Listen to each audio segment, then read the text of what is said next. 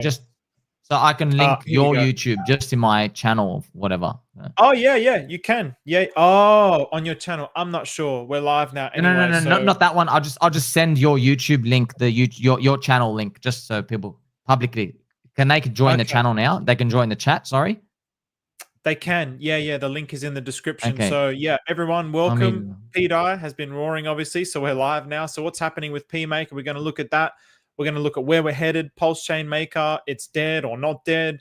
People still believe in the vision. So today, obviously, we got Sommi, we got Daz. I've invited Bud P. If anyone else wants to join, the link is in the description. So Sommi, go right ahead, big dog.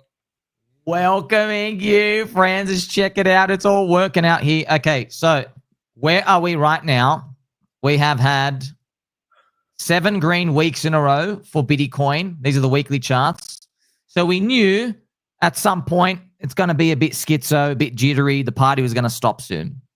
And then, Donald Trump wakes up. He says, friendship denied with Europe.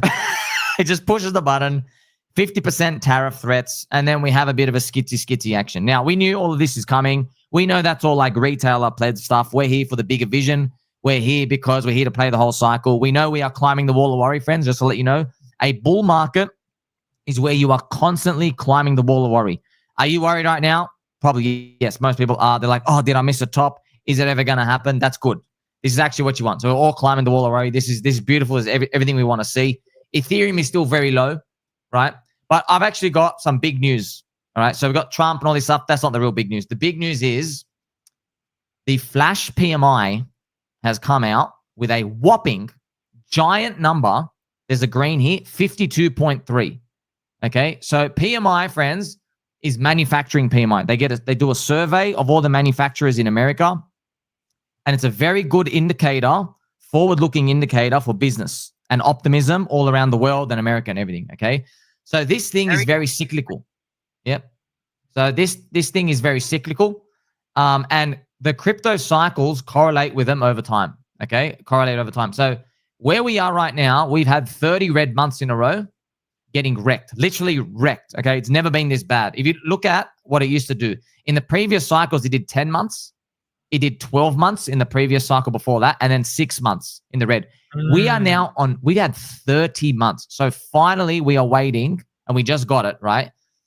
So flash PMI is not the actual real PMI. Comes out in a week. They revise it, but it's like shot up. Okay, pretty much business confidence is surging. This is exactly where we are right now. So when this finally prints, it'll hopefully be towards the green, which is exactly what we want. Now, the thing is, in the past, whenever PMI hits 52, the economy is booming, starts doing good.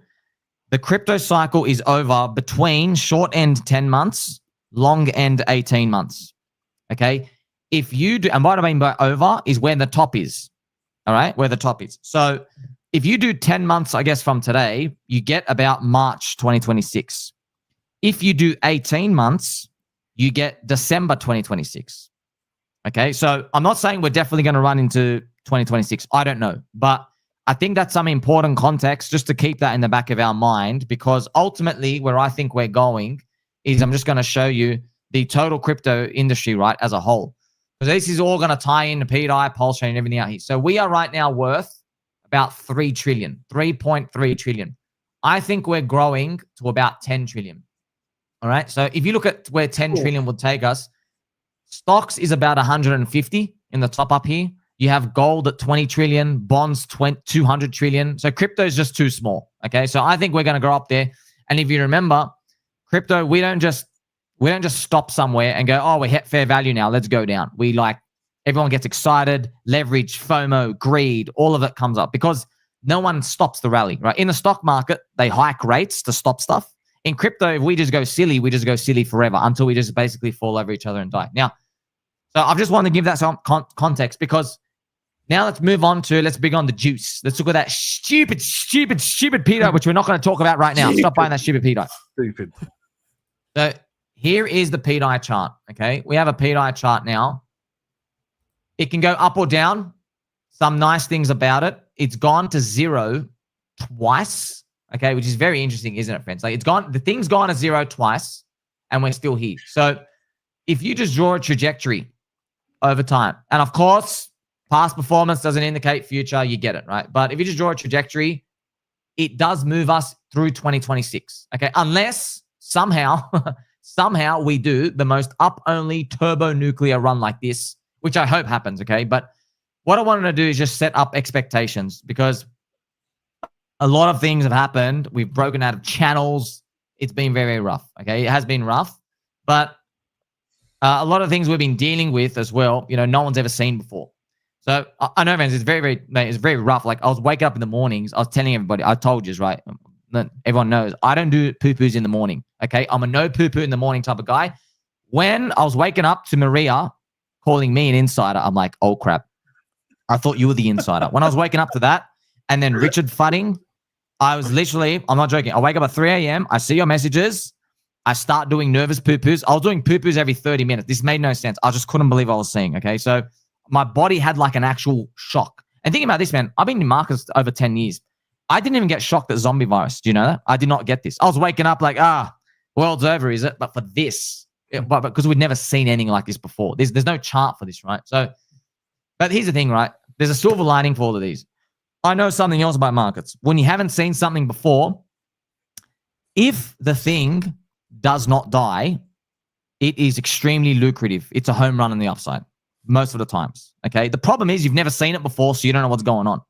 So that's why it's important. You get your little glass here, magnifying glass, and you're just trying to check out, is it dead or not? You got to be 100% sure if it's dead. If it's not dead, you've got a heartbeat, right? It's exactly like we're still here today. So even though I bring up the pDAI price chart, just to show you, right?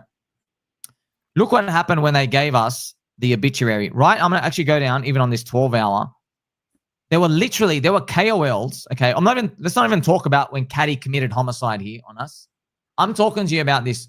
Literally, there was a gravestone emoji they put here. And what I'll do is I'll just show you. Literally right here, put an actual gravestone here. They literally, I remember people publicly called me out and said, it's dead, it's dead, it's dead. And we literally just went, can you believe we just went literally straight up only 1,100%. That's 12 times your money. Like, so if you just invest based off, oh my gosh, someone declared something dead, I'm going to buy it. It's literally up 12x in a month. Isn't that funny how that works? So price action wise, that has brought us to today. I'm going to show you this other important one. I'll get the die chart here. This is it. This is important, friends. This is the context of where we are now. So what we're witnessing. Oh, important. So Catty's price level is here. 0.003. We actually recovered it. The next one is Richard Hart's FUD. He starts spitting on pDAI and says, stop buying it. It's stupid. I don't like it. It was right here, right? 004. And if we go higher, Maria Glitter Pants just denies pDAI. It's 005. So like we're so close towards it. And then I just want to show you, if we do recover, if we do recover all of that, you will look back at this time and go, oh my gosh, was this all psyops? What was this? Just ask yourself, question mark. What was all of this then? So you just ask yourself, what was all of this? Well, if it doesn't die, it is, and I hate to use the term free money, it would have been free money. It's just you have to take the other side of everyone. So that brings us to where we are today, friends. And we're probably going to speak more about Maria, pDAI, and everything. So the story is continuing. And this is what I want you to know as well, okay? Before we even move on, we'll talk to Daz and talk to you as well, Stevie. I want everyone to know, like, in Pulsechain, I actually checked out the basic based of market caps and people's perceptions. pDAI is 5% approval. Okay, literally 5%.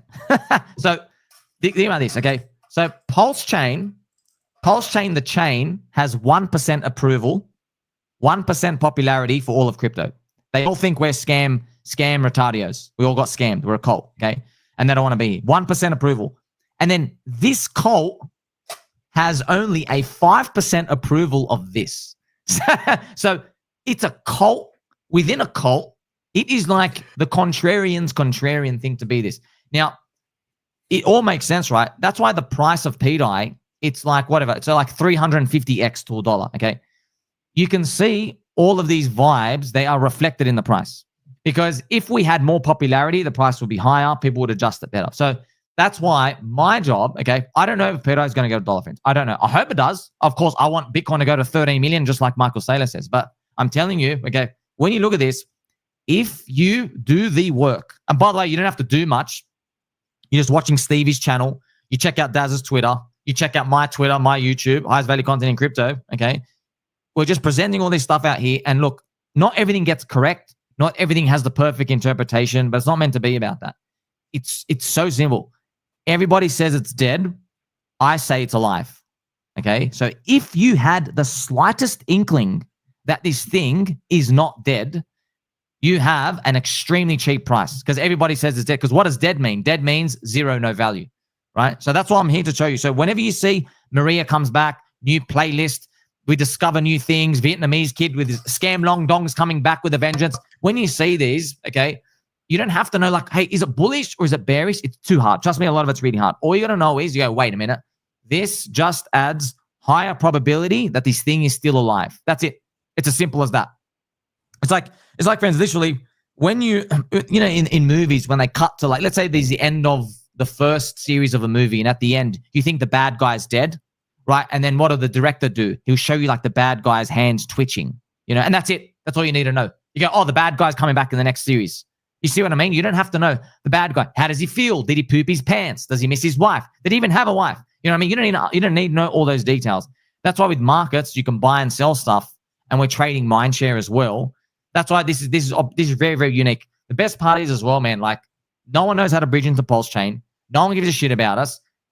We're not listed on any tier 1 exchange. So like it's literally, if you just did the work, it's all here. Problem is though, it won't last forever, as you get to see. That's why we literally go up 12x in a straight line. So yeah, Daz, if you want to contribute, or Stevie, we can continue and bring it on as well. And we'll push it on. And as well, friends, more context too. We should probably touch on the Genius Stablecoin Act. So all the stuff we've been talking about pDAI before are even more relevant now because the banks have come in and they literally want to ban all non-bank approved stablecoins. They don't want to give out yield. So even friends, even like hint, Richard Hart's Twitter, he said banks want to stop you from handing out a free token. You know what he means? He goes, that's talking about yield on a stablecoin because that's what yield is. You hand out a free token, right? So the banks want to do that. I think now more than ever, we need a decentralized native stablecoin without a blacklist function. So yeah, please, sirs, take the stage. We'll continue. Just very quickly before I pass over to you, Daz, one thing that people continuously keep forgetting about is how strong the bond is to Atropa. So people say, oh, it can't get to $1. I mean, if there's nothing to stabilize its value to $1, it can continue to go beyond $1. If you believe in the Atropa ecosystem, if you're as bullish in it as I am, then I think, well, I mean, Atropa really, what's the top on the Atropa ecosystem? Who knows? It's just going to continue to get dragged up with the Atropa ecosystem. It has, at the moment, in liquidity, over an 80% liquidity bonding. So every single move in Atropa moves pDAI with it. So this is something very, very important to take into account. So I just want to add to that. And again, I just want to add some other context as well. I want to just fill everybody up with the context that I'm seeing. So some more context here is related to what we were looking at on the ESM. So Maker, when surfacing and Caddy, they cast the spell for Maker and it died. There's certain things which shouldn't have been happening after that, but they have been. But at the same time, we thought that they weren't, but then they were. So for example, the DAI join was being used, but the DAI join was still able to be used. So we're having a look at this. If you want to look into this more, it's something that I most certainly want to do. You can just look up VAT, and it's the 492B. It's something that I've been investigating, and I want to continue to investigate. So this is like the ledger for the Maker, so you can see what's happening. This doesn't mean that it's alive. This doesn't mean that it's alive. This doesn't mean that it's upgraded. It really just means something is happening, but that something that's happening could still be happening even though the ESM is dead, and it could still be dead, but this is sparking interest in the market. The other thing which I find extraordinarily profound is Carl Hex. I will be the first one to say that pDAI was data stress testing the AI that's working on Pulsechain.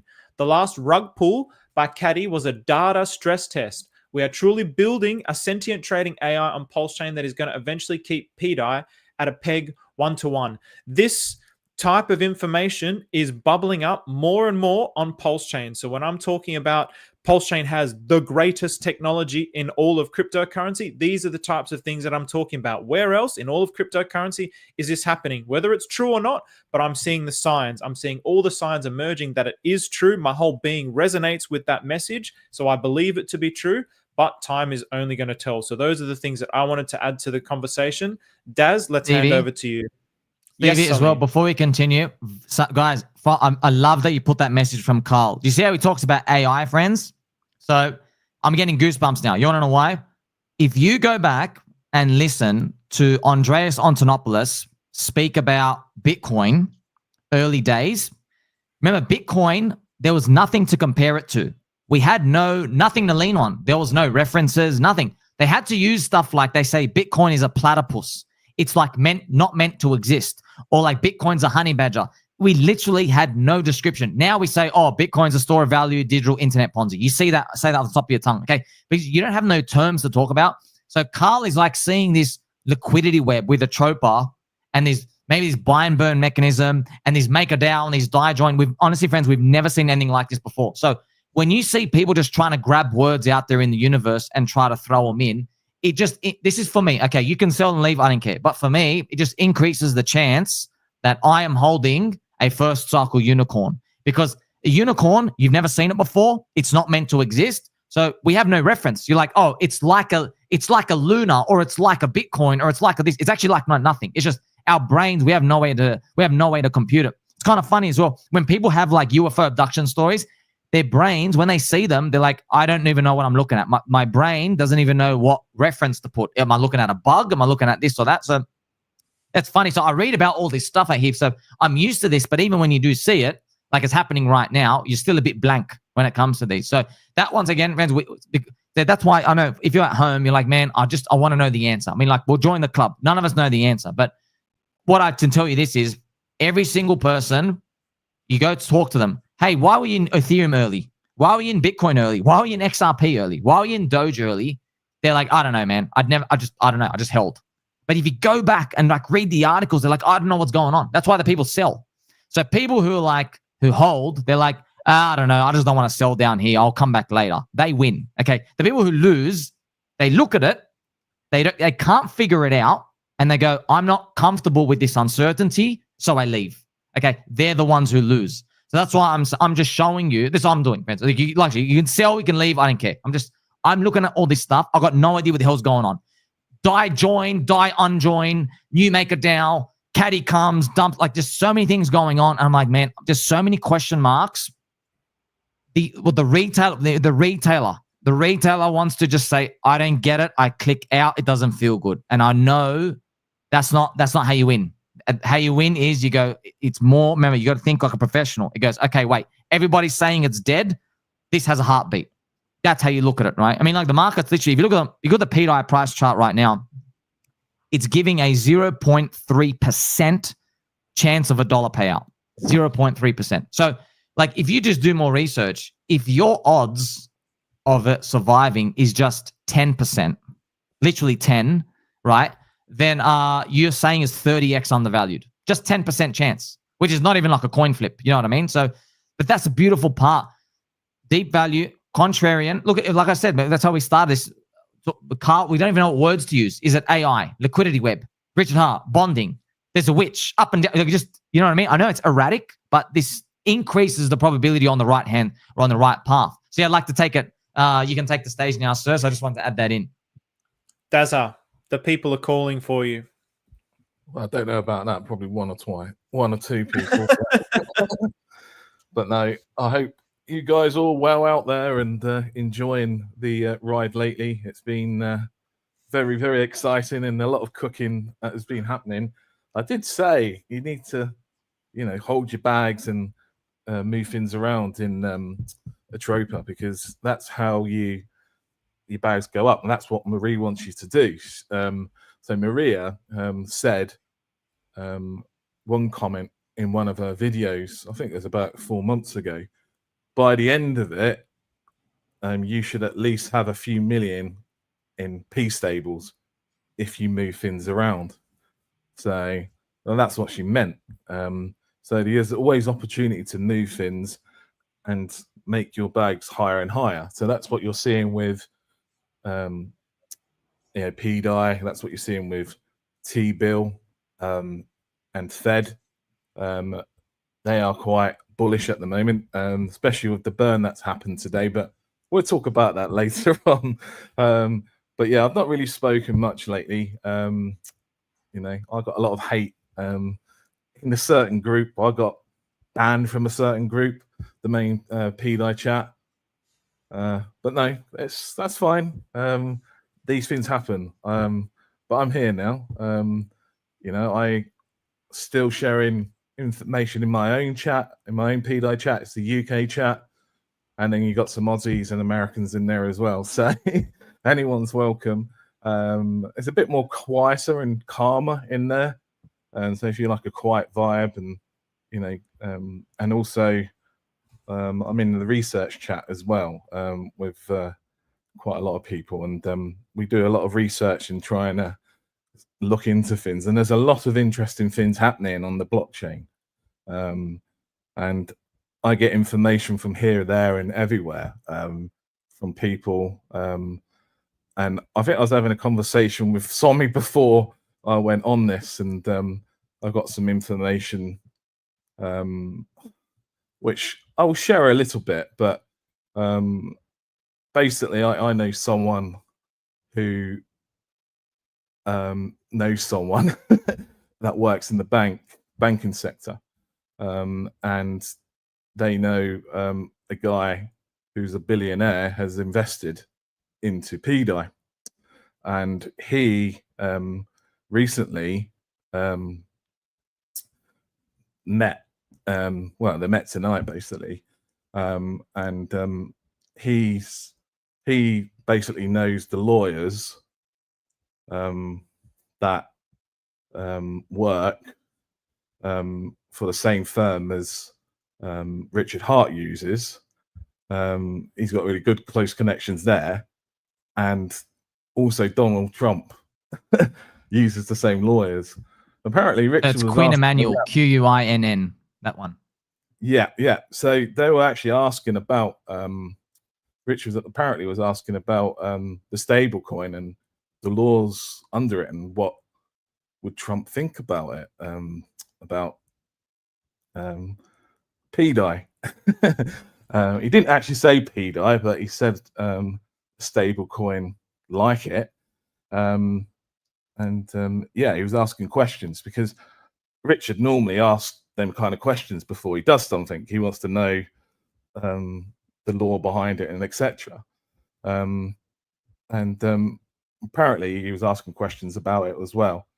And then apparently he asked about buying an island and calling it Hexaco as well. So that has been talked about as well. But it's just very interesting that that information is there to get. So it wouldn't surprise me if he ends up buying an island and calling it Hexaco, and then the banks, he'll build banks on there and etc.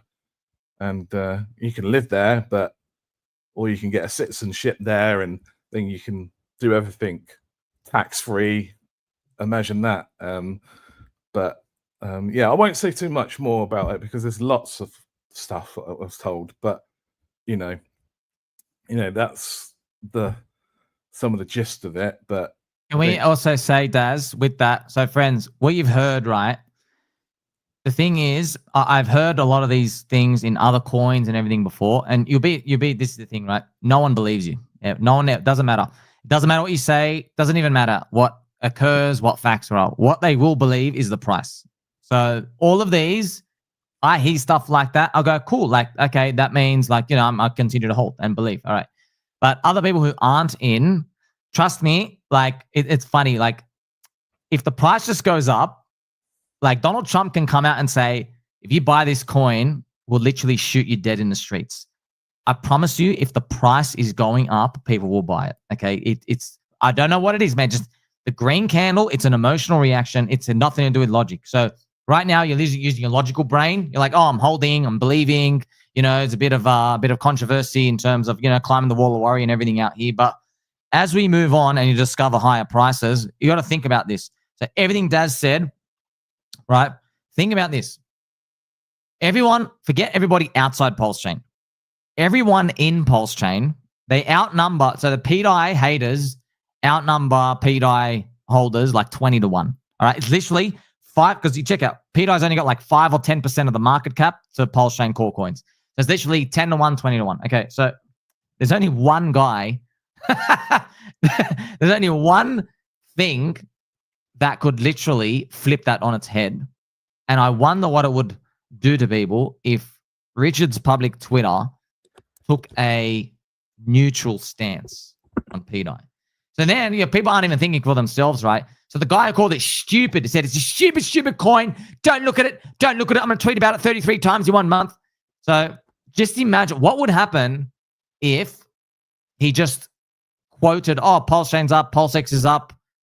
Even the forked coins are up. Just like that. Just like gently saying something like that. And everyone's like, oh, but then they'll say, oh, but he's not talking about pDAI, right? So you can see how everybody's just like, I don't know what it is, man. Everyone just, they want to be put in a trance with this brainwashing.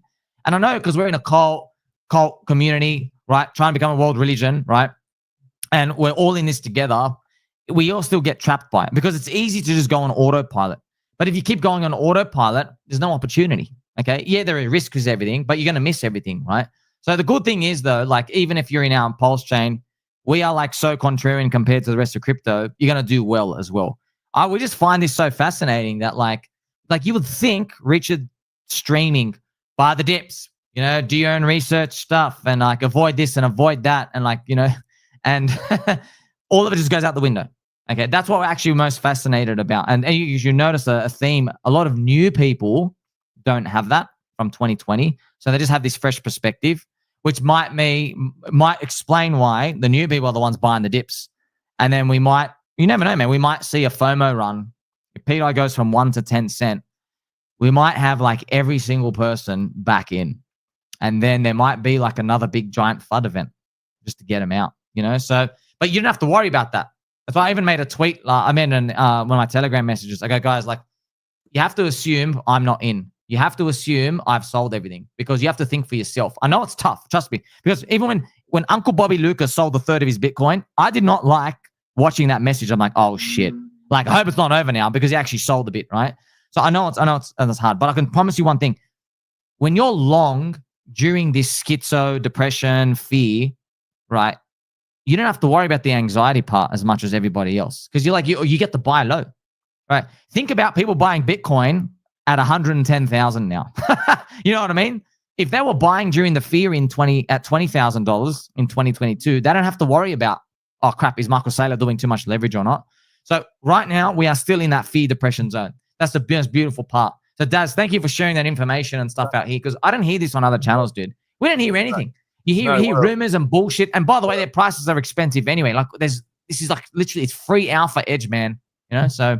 Well, you know, as you know, we get shared so many stuff and, you know, we share, like me and you share a lot with each other and say, what do you think of it? And sometimes we try and say, I think that's rubbish because we get so many stuff through for us. And like, you know, you even get like weird accounts like message you and that's just been curated and then they're deleted it after a couple of minutes after they message you, like send you information. It's just weird. You get so many weird stuff come through. And you're like, who is this? You know. Yeah. So you get those too. Guys, just to let you know. Yeah. We all get random pings and messages from people. And you don't know, are they like just going to say, I've got this numerology pattern. 1 + 7 + 3 is a Batman symbol. We're pegging tomorrow. It could be that. I'm not joking, guys. I've had some messages. I'm not going to share with you anything, but I know how they talk weirdly. I'm like, you're not a retard, you're schizo. You know something. And then before you figure it out, they're gone. But you just don't know. Is there someone playing with your head? You just don't know. So this stuff is happening, friends. I'm just going to guess it's Richard Hart magic. He knows what he's doing because there's synergy here. So yeah, sorry, you're going to say something, sir? Yeah. Oh, sorry. I was just saying I definitely get that too. And I just generally go with the flow.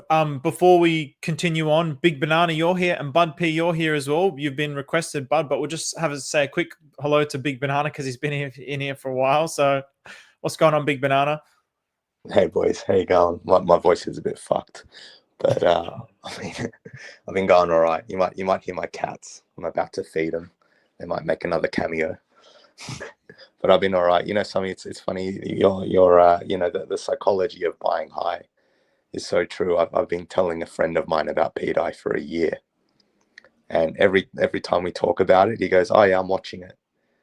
And then one time he comes over to my house, I show him like how to onboard onto Pulsechain and this and that. And then I text him like a week later, "You buy pDAI yet?" "Oh, I'm still watching it." He's been buying Ethereum. I said, "Look, at least just buy Ethereum, get into the ETH." So he's been doing that. And then when all the Maria FUD and all that stuff happened, he texted me, he goes, "What do you think about pDAI?" And I'm like, "Mate, I've been buying. Have you bought any yet?" And he goes, "I'm still watching it." Then it goes up 10x. I go, "Did you buy pDAI?" He goes, "I'm still watching it today." Like, it's just like, and I love you, bro. Guys, you know, at my barber, same story. Frankie was watching. Frankie was watching Dogecoin. He goes, "You heard of Dodge? He's been talking about Dogecoin with me for 6 months. Guess what? XRP goes up 600% in that 62-day period. His uncle gives him FOMO, and his money he was going to put in Dogecoin. His uncle says, "Let me borrow 5 of your grand and let's go on XRP." They're long from the top. I couldn't believe it, bro. We're getting a haircut every 2 weeks. 6 months. Dogecoin. XRP goes up. I'm all in XRP. Bro, this is a Big Banana. You know that's funny? It just tells me pDAI's not high enough yet because your friend's not in. I think we'll all get these messages of people like, "All right, I've got 30 grand. I know I didn't want to put in $6 before. Is now a good time to get in?" I bet they're all going to come at one point. I'm glad they haven't come in yet. It's not high enough. We're in that disbelief hated rally, man. It's just these cycles, bro. It's so wild. They want a sure bet. It's like they don't believe it when it's 300x away, but they'll believe it when it's 5x away or 6x away. It's like it seems much safer. But then they don't realize. Yeah, that's another thing. Hey, you've got another 200 at 10 cents. Yeah, it's 10 cents. It can go to $1. You know, like, guys, look at XRP. There's like even XRP thinking, they're like, "Dude, Bitcoin's $100,000. Why can't XRP hit $100?" I'm like, "Are you trolling me?" And I'm like, no, it's real. It's So like, because people would generally believe, yeah, you're right, that a 20-cent pDAI is safer than 2 cents because 20 cents it's only 5x from there.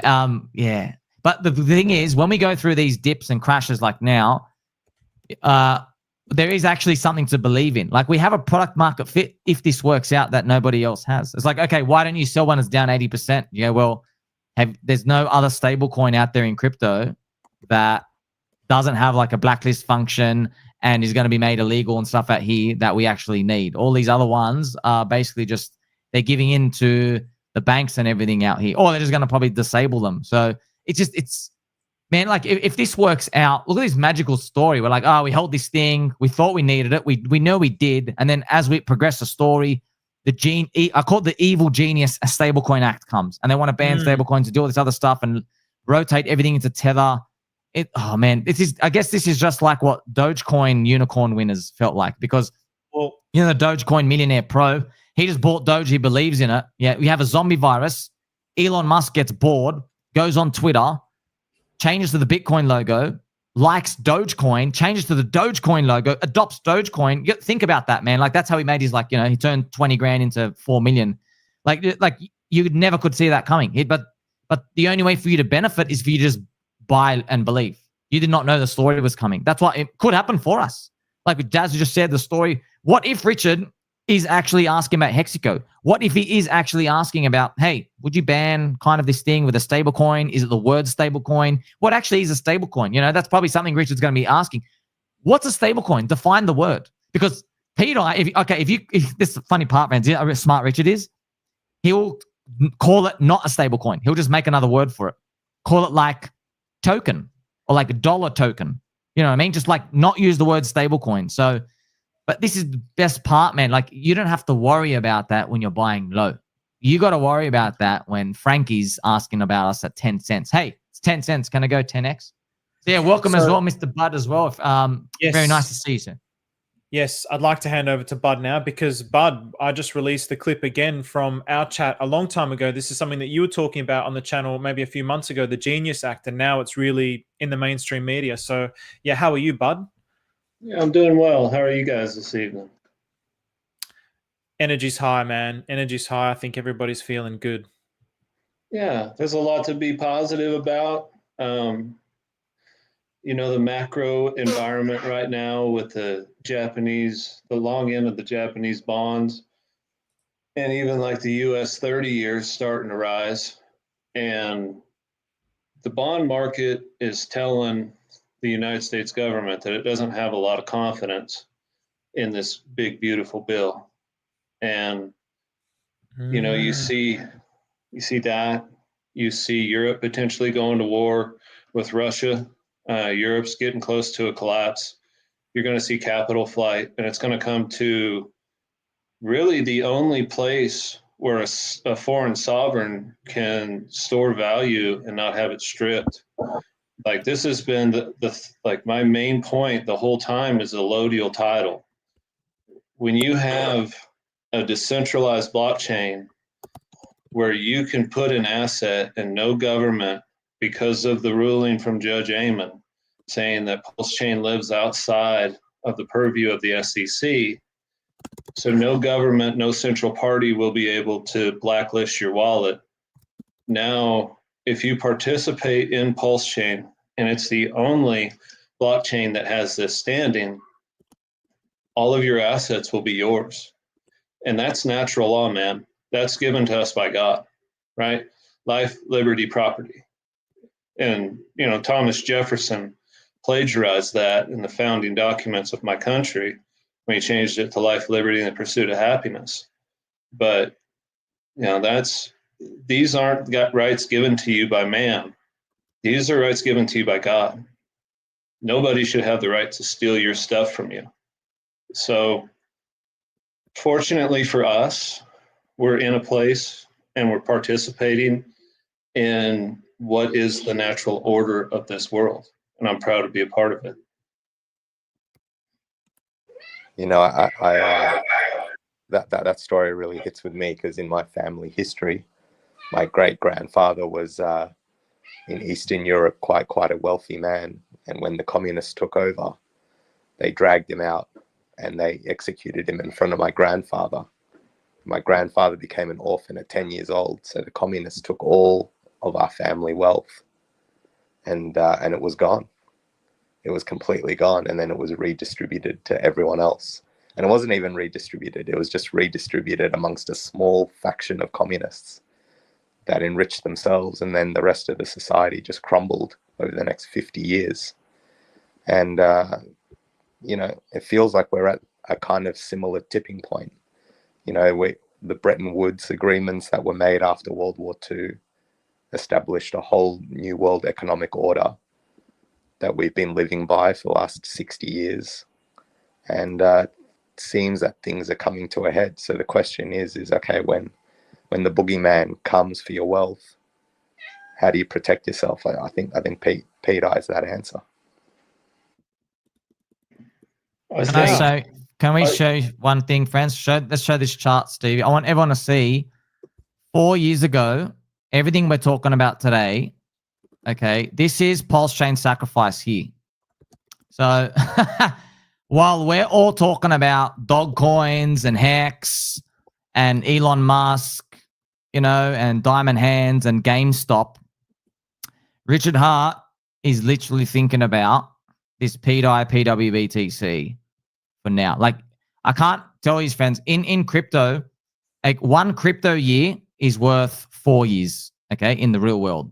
So this is not a fluke that you can't, this is not normal, by the way. This is superhuman. Not just this is superhuman, okay? Now, just to let you know as well, I want to show you, okay, on why this is very important. Okay. If we all believe in the same thing, we all want to stay in crypto. There's what I call the crypto trillion dollar problem. which you watch my channel, everyone knows about, right?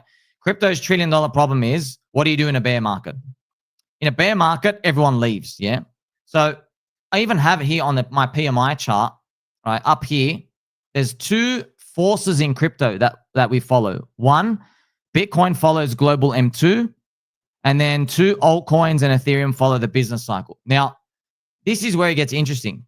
In a bear market,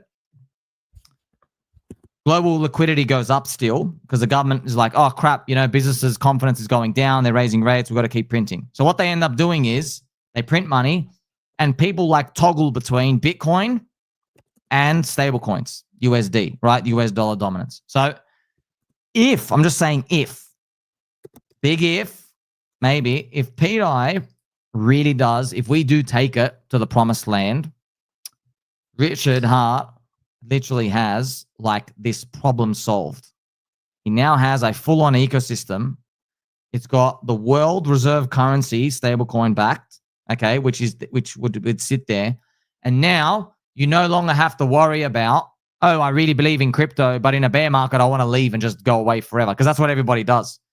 Okay, so that's why the stakes are very, very high here, and no one's done it before. Because Richard Hart, we're lucky, right? He can do 50,000 things at once. Other people can't, okay? The best we got is we got like a smart guy in Uniswap, a smart guy in privacy, a smart guy here, smart guy there. We're lucky Richard is like 200 IQ smart. He knows how to grab all the best stuff and throw it on there. Okay, that's what makes it extremely lucrative and niche for this. So you can believe in all this stuff and have this, because think about this, right? Let's say you really believe in all these things, but you're in like XRP. What are you going to do in a bear market? Like they're all leaving and they just come back for the bull anyway. But when we tie on this idea of Hexico and this evil genius stablecoin act and everything Bud was talking about, property and everything having your self-sovereignty, and because all this stuff is on the internet, right? It's internet money. You can slowly start to see how Richard's putting the puzzle pieces together.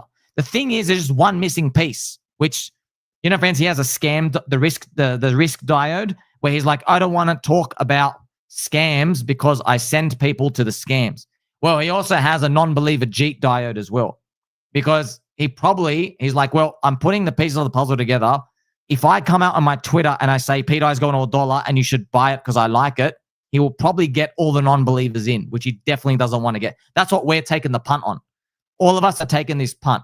That all of this thing is not by chance. It's all by design. Okay. So all of these things, I know they don't make sense right now, but you can see now everything's slowly forming. Think about all these concepts, everything's slowly forming. And people only believe in one criteria.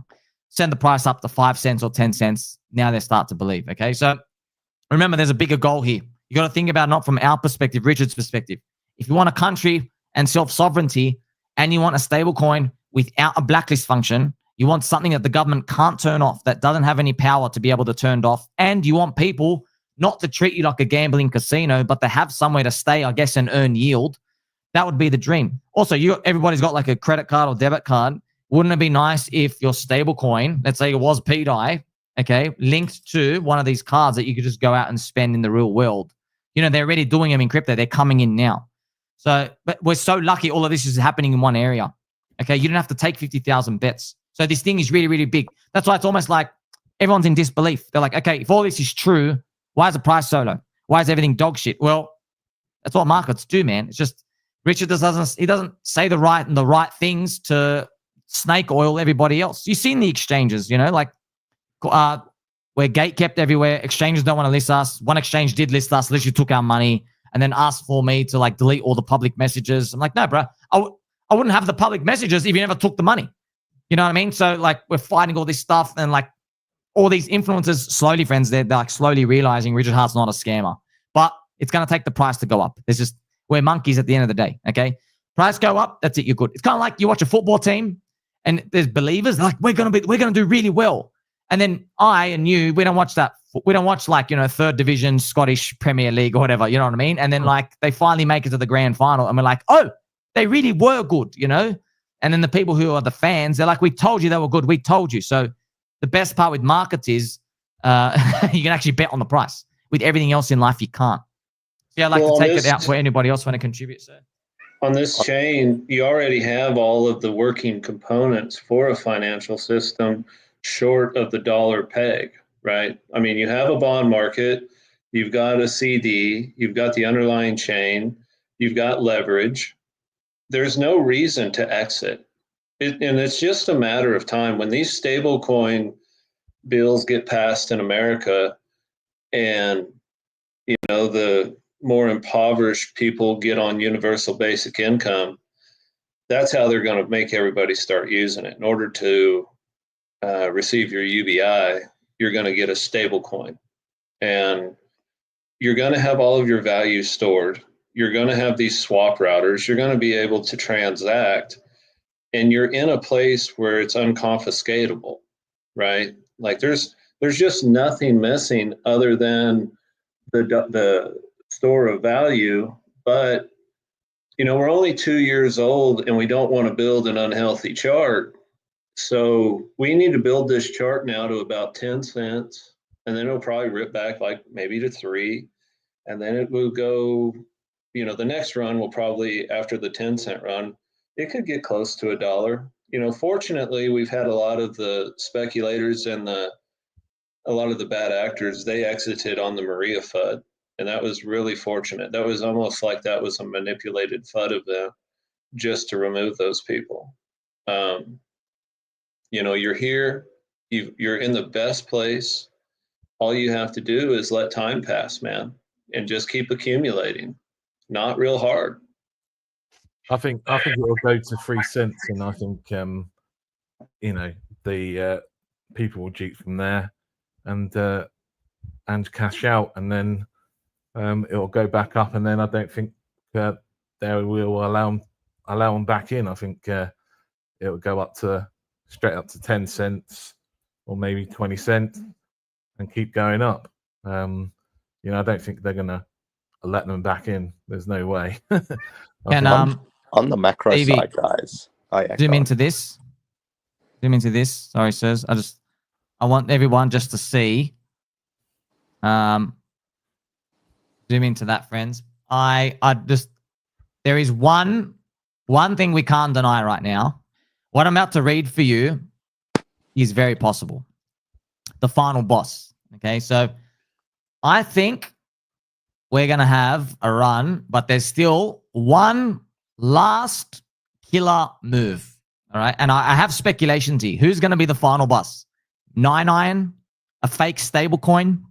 Maybe Richard and 99 Capital team up and point us to a fake stablecoin, the final decoy FUD, which shakes out the last remnants of pDAI non-believers. I said I'm ready for the final boss. So just to let you know, friends, okay, I sat in a squeaky chair. It ain't a chance. It ain't by chance, okay? We did streams, Richard FUDs. I go on Twitter Spaces, Richard FUDs. I go on Twitter Spaces the next day, Richard FUDs, okay? Every single thing I did publicly, in the middle of it, Richard FUDding, okay? And I go, okay, I guess you're in here watching.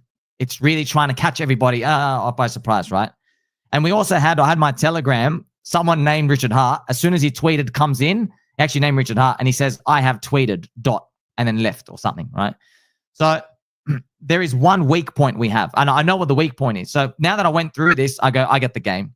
I have to now find my biggest boogeyman, and so I'm ready for it. Remember our biggest boogeyman before was Richard said he doesn't publicly like it? We're past that now. There's one boogeyman left. And what I think the boogeyman would be is if he actually publicly deleted the pDAI logo off Pulsechain's website, and he pointed and said, someone's deployed a new stablecoin or something. Something like that, where it's literally a full-on decoy, and maybe even 99's on there. And obviously, going through these many nervous attacks and stuff out here, I'm preparing for all this. The best part is, friends, we don't have to worry about this for a while because the prices are very, very low. But I'm even telling you, prepare for stuff like this, because this is unicorns, man. Like Richard Hart, you got to remember, man. I did on my channel once. I measured how far Bitcoin went before Richard bought the top. Actually, do you want to do it now? And by the way, he bought the top after Satoshi left. So let me show you how funny this is. You're gonna laugh. Okay, so Richard watched Bitcoin run up. Okay, this is 24,400x. And he bought the top. Oh, man, this is funny. Okay, so there you go. So Richard watched Bitcoin run up 24,000x, and then he literally bought the top of Bitcoin at $32. And Satoshi had rugged and abandoned, okay? So I know what we're going through might seem tough, but he's been through this, okay? Now, we're taking longer, but, you know, he had nothing to go off. We know, oh, yeah, you hold stuff, buy the dip. There was no buy the dip back then. It's like, what is this thing? People didn't even know back in early Bitcoin days, should we even put a chart on this thing? It makes no sense. You know what I mean? Like, so I'm just telling you, friends, there's a lot of unknowns here, but whenever you see a question mark, I see dollar signs every time now. Even though I'm like, oh, I don't get it. I'm like, oh, that must be good. Okay. Whereas our default stance is, I don't get it. It must be bad, because we're always seeking certainty. Okay. If you want certainty, go to the stock market, go to government bonds, go to Tether, get your shitty little 2% yield, which they don't even give you, right? So this is obviously building something bigger. That's why the upside is big. So over time, you know, the price will be the arbiter of truth. Are we early or are we skits? But I don't think it's a coincidence, friends. Like, they're actually trying to ban stable coins. They want to ban yield. They want government regulated only stable coins. Like, every single thing we said might happen is actually happening now, right? And think about the government saying, who owns the blockchain? Look at the judge, Auntie Carol. Oh, nobody owns the blockchain. Yeah. The government's not going to stand by that. They'll be like, oh, we own everything. It's our US dollar. We can do whatever we want, right? So I'm glad it's all moving in a nice fashion. It's schizo, but we're on the right path. So I think, I want to hear what everyone else's thoughts are, how we move forward from here. Also, what do you guys think about a fake DeFi stablecoin? I'm actually curious, everyone here. Can we just check out? I want to hear what's your biggest fear in the pDAI thing? Because I've just said it. My fear is he actually launches a decoy. I want to go through every single one. What's your actual fear? Because we went to zero twice. We already went through zero twice. It's not your biggest fear anymore. So I like to go around. Stevie, Daz, Bud, Big Banana. I don't have a fear. I'm just chilled, because I just believe in it and I know it's going to happen. You know, I don't think there's nothing to fear about. I think the fudding's pretty much done now. Personally, I think once pDAI gets up to 1 cent, I think he's going to come out and go, "Oh, look at pDAI! It's it's all being fixed. It looks that'd be funny. It could go to $1. It could become a stable coin or something like that. It wouldn't surprise me." And then people just FOMO in, and then you just see it go all the way up really quickly to $1. Yeah. I don't really have fear in pDAI either so much, but my fear is more the macro side of things, because I know this is going to sound like this time is different, but my fear is also, like, I also take it as an opportunity that I just think maybe this whole thing is not going to happen in the next 18 months. What if it takes 36 months? And if it does take 36 months, that's just more time to accumulate. But the reason I'm thinking that way is that after COVID, they printed so much money. I think they printed like 40% more fiat than they had in the history of the fiat system. So before Daz, I know, Daz, you want to say something, but you know how you just said you have a fear it might take longer than expected. Something interesting for everyone at home, baby dolls. You know Charlie Lee, the Litecoin founder, he was asked, because he got a shitload of Bitcoin, right? He was asked back in 2016, okay, Bitcoin was $500. Bitcoin halving year. They asked him, what price do you think Bitcoin could get to? Okay, Bitcoin was $500. He says his 10-year price target, he goes $5,000. And he was considered bullish. He was like, I'm going to go out on a limb here. I know I'm going to sound like a retarded bull, crazy bull, but I think Bitcoin can go to $5,000 in 10 years. Can you believe that? And then it literally busted the high, and it was 20K in 15 months. So we all have that PTSD, right? Obviously, why did he have that fear? Because he was in when Richard was in. They watched it go down 94% and then take forever and stuff. So it's interesting. We all have that fear that, oh my gosh, it's going to be 3 cycles, not 1. So Daz, you were going to chime in as well, sir. Yeah, I don't think since this Genius Act has came in, or is coming in, and going to be voted on, I think it's made things move a lot quicker. I think Marie probably, I think Marie hinted at it in one of her videos before it came out in the news. And I think that has made them push forward on it a lot quicker. So I think things are going to move a lot quicker than people realize. I just have a funny feeling because of this coming in. I don't know how long it's going to take, but it looks like they're rushing it through. The Genius Yeah, it's Act. the banks. Just so everyone at home knows, the whole point of that is, remember, banks, they give you a shit coin as well. They mint US dollars. Just so everyone knows, I learned that off Richard Hart. I thought banks give you an interest rate because they're handing out loans. No, banks give you an interest rate because the government lets them print money. Okay, you know, when Richard said that, I wasn't even in Hex at the time. I'm like, that doesn't sound right. And I tried to look it up on the internet, couldn't find it on the first 3 Google pages. It's funny, man. I learned that off Richard Hart. They literally just freaking printed out of thin air, right? I thought he was trying to scam me. I thought, oh yeah, that's exactly what you'd say to try to get me to buy your coin, right? So it's interesting. So it is moving fast. And I want everyone to know as well, friends, the Genius Act, man, you got to think about this, man. Think big, okay? Bankless, any Ripple person, even Cardano people, everyone's drawn a stable coin. Yeah, everywhere. Tether's the biggest in crypto. Yeah. We have the most Mike Tyson knockout talking point of all. They are all CBDC. We are not. They are all toxic cancer. We are not. You have a blacklist function. We don't.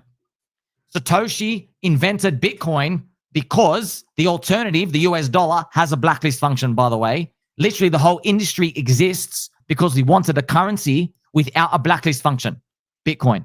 So literally, the whole crypto industry, I'm just telling you guys, they need something to believe in. They just have no other way out. They don't have an alternative. That's why I keep saying the world is waiting for this. It's literally waiting for this, Richard. It's waiting for this. But also, if you're going to FUD everybody, please let me know so I don't get scared next time again. You know what I mean? It's literally waiting for this. Just on your point as well, Sommi, Richard already has a stable coin, the Stable LP. It's already launched on PulseX, which combines the 3 stable coins. Now, whether that is what he would consider to be the stable coin or whether he launches something that's from the ground up and pumps, we don't know. But I feel that that certainly can ease some of your fears, because that would be my biggest fear, just FYI. So I just wanted to interject there. So let's continue on. I just what I mean is, like, let's say pDAI, friends, goes to 15 cents and all the KOLs, like in Pulsechain, they're finally in. I'll show you the price chart, right? Let's actually say it really does. We actually go to 15 to 20 cents. You got to think, man, everyone's in. Everyone's in. And so I just think, what if there's just one more? No, we're not. This is a fake out. That's what I'm thinking about. I'm thinking about, what would that fake out be? You know, because you got to understand, like, think about what I've said. Richard wants a nation, a sovereign nation. He wants people who believe in it, just like the early settlers of America. If someone went to an area and there's tornadoes and it gets a bit dry, they still didn't leave America. They stayed, okay? But they couldn't leave because you're bound by geographical disadvantages. You can't just go swim across the ocean. In crypto, it's a blessing and a curse. You can change your mind in 2 seconds. You can bridge out, click out, leave. So I know, friends, Richard, I know he's doing this, okay? He designed Hex. I'll give you an idea, friends. You know, Hex, if you don't basically end your stake, after 2 weeks, you start bleeding out your principal, your interest, and then your yield. You know that, right? So that's what scares a lot of people. They go, if you don't end your stake, if your stake ends and 2 weeks later you have not clicked end, you start to bleed out. Now, some people saw that as predatory, but when I listened to him explain the reason, I was like, oh my gosh, this guy's just on a different level. So his reason is how far ahead he thinks. He said, I don't want, like, a non-believer to wake up in 10 years, be really rich, and dump on everybody when he or she didn't contribute to pumping the bags. And I thought, wow, what an interesting way to think about it. It's like, because he's basically like, no, it's not fair for everybody else. You disappeared, you come out, it's not even in the back of your mind. You don't talk about it, and you just rock up again.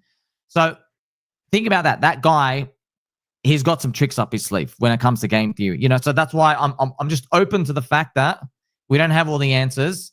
We've gone through like big shakeouts. But like, I'm just saying, if we got to 5, 10, 25 cents and we see everyone else in, and we see the you-know-who's who are in, the haters, and we're like, you know what? Something doesn't smell right. You know what I mean? Like, I'm just saying, I don't think it's going to be over at that point. That's why I like to plan these things in ahead of time, friends, because once they come, they sweep you off your feet, right? It depends. How much do you really believe, right? And maybe that's just how it's going to have to go. Obviously, we hope it doesn't happen. But look at crypto, man. There's always these waves. And you got to think about, why would someone be fighting? Because they want to buy. Why do they want to buy? Because they know it's going higher, okay? But is everyone going to be able to think about that in the midst of a chaos if Richard deletes the logo off the website or something? So we're just throwing that out there just so we can, you know, pretty much just think about something. If you, that's what we've got to always got to be thinking, like, how much do you really believe? You know, like if Richard did delete pDAI logo off the website, I'm holding it. I'm not selling. If he actually says, here's a new stable coin, I'm not buying it. Okay, that's me. But you have to decide for yourself. What do you think, Stevie, or anyone else?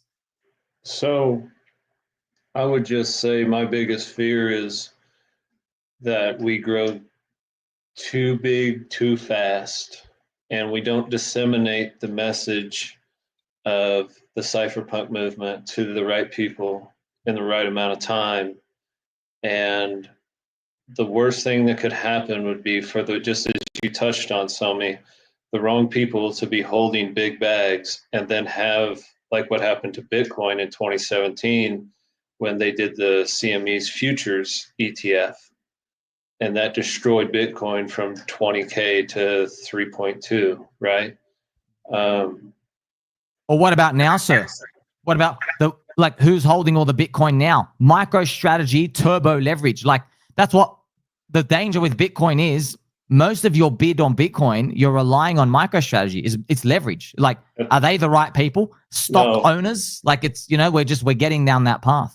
That's what I'm trying to say to people, is that's my fear, is that if we get going too hard, too fast, and enough people don't realize the position they're in, and they don't appreciate that they could be the pioneers, as you say, into this new financial system.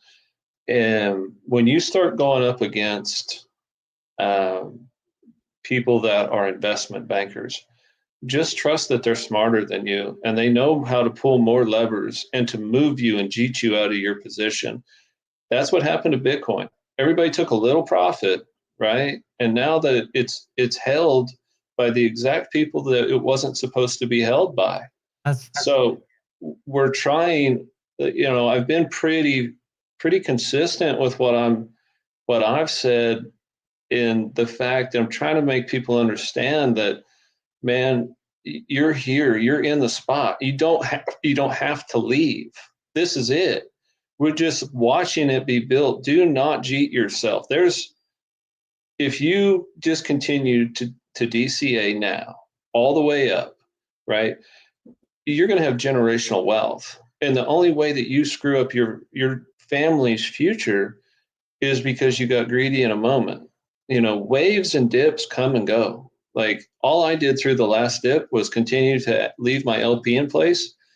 And thank you to everybody who cheated, because the volumes went bananas and I made all kinds of tokens in that, right? But I hope enough of you begin to recognize the seriousness of where we're at and what we're doing. And you decide that freedom is a sovereign right, and you can be a founding member here.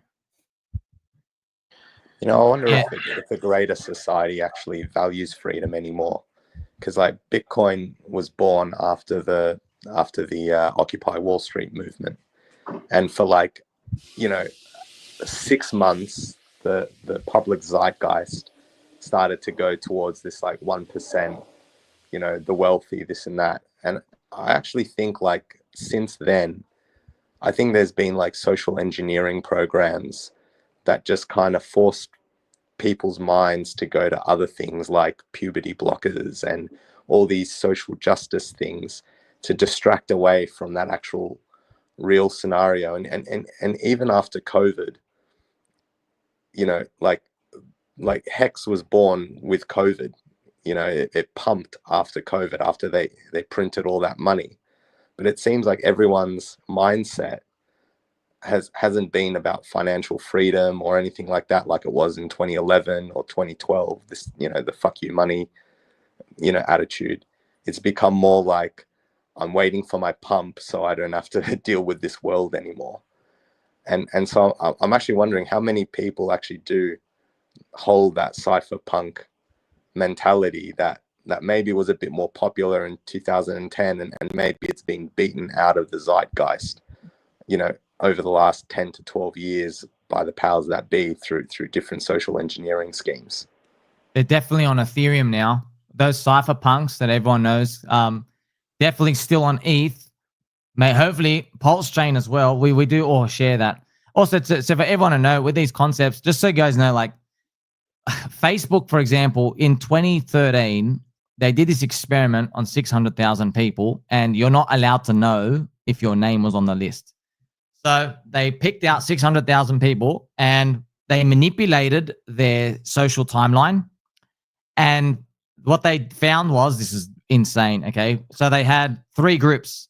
They gave really negative words and articles to one group, neutral to one, and then super positive to the other. And guess what happened? Okay, everyone who was being shown more negative comments, more negative views, more anti-violent stuff, more violent stuff in the world, guess what? They turned racist, angry, distracted, hate everything. They started saying bad stuff. And then the guys people who were in the good camp, obviously went the other way. And this was the most effed up part. Someone tried to sue them because one person had a feeling that they were on that bad list. They were on the negative manipulation part. And they actually almost tried to end their own existence, if you know what I mean. I can't say that word on YouTube, but try to end their own existence. And Facebook won't release it to them. Obviously, Facebook's just a puppet for the government. So you got to remember, man, this is 13 years ago, man. You know what I mean? And this, I think this got leaked pretty much, or they released it. They had to release it. So if they're willing to go like this, I want everyone to remember as well, when it comes to Bitcoin, okay, so we know the government does this stuff, but the best part about Bitcoin, they call it a peaceful protest. So remember the 1% Occupy Wall Street, all this stuff. So like a lot of people, they're frustrated. They go, hey, let's just take money from the rich. Doesn't work, okay? It doesn't work. The better alternative is, no, let's make another system that runs parallel to the rich who are controlling everything and let the people choose. That's what crypto is, okay? So we do have a parallel system. Bitcoin goes up, they print money. So when they print money, you can go buy the US dollar if you want. What do people do? Buy Bitcoin. So obviously we're winning. So that's why I wonder if pDAI is that peaceful process too. I wonder if like, hey, okay, you want a choice of stable coins, I wonder which one people are going to choose. The one with the blacklist function.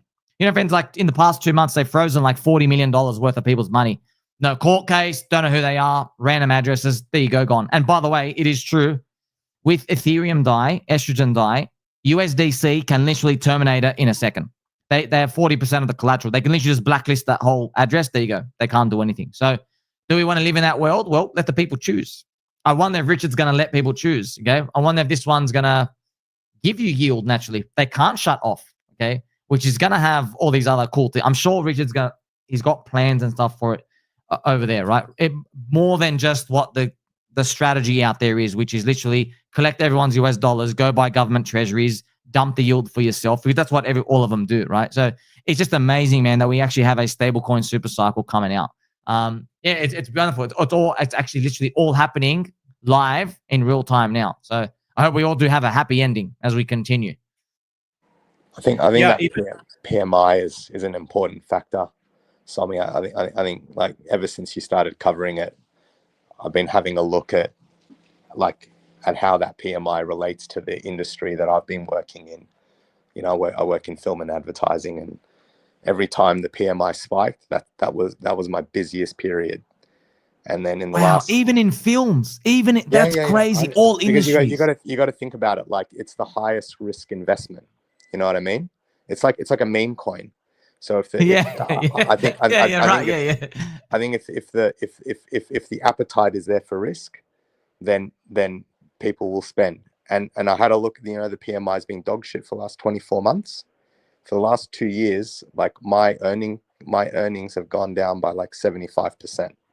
It's gotten so bad that I'm retraining in a whole different industry just to pick up some casual work so I can hold on to my portfolio and not have to sell it. Like that's how bad it's gotten over the last 2 years. My friend's a handyman, property maintenance. Same thing. He actually told me randomly. He goes, "Oh yeah," he goes, "My last good year was 2022," and I go, "But he's been doing good." But he's like, "It just hasn't been like super great." And I'm like, "I'm just imagining." Just to show you, friends, when I hear that, just so everyone knows at home, we're all talking about this part. This is a monthly chart, so we're all talking about this thing being below Sommi, 50. You know.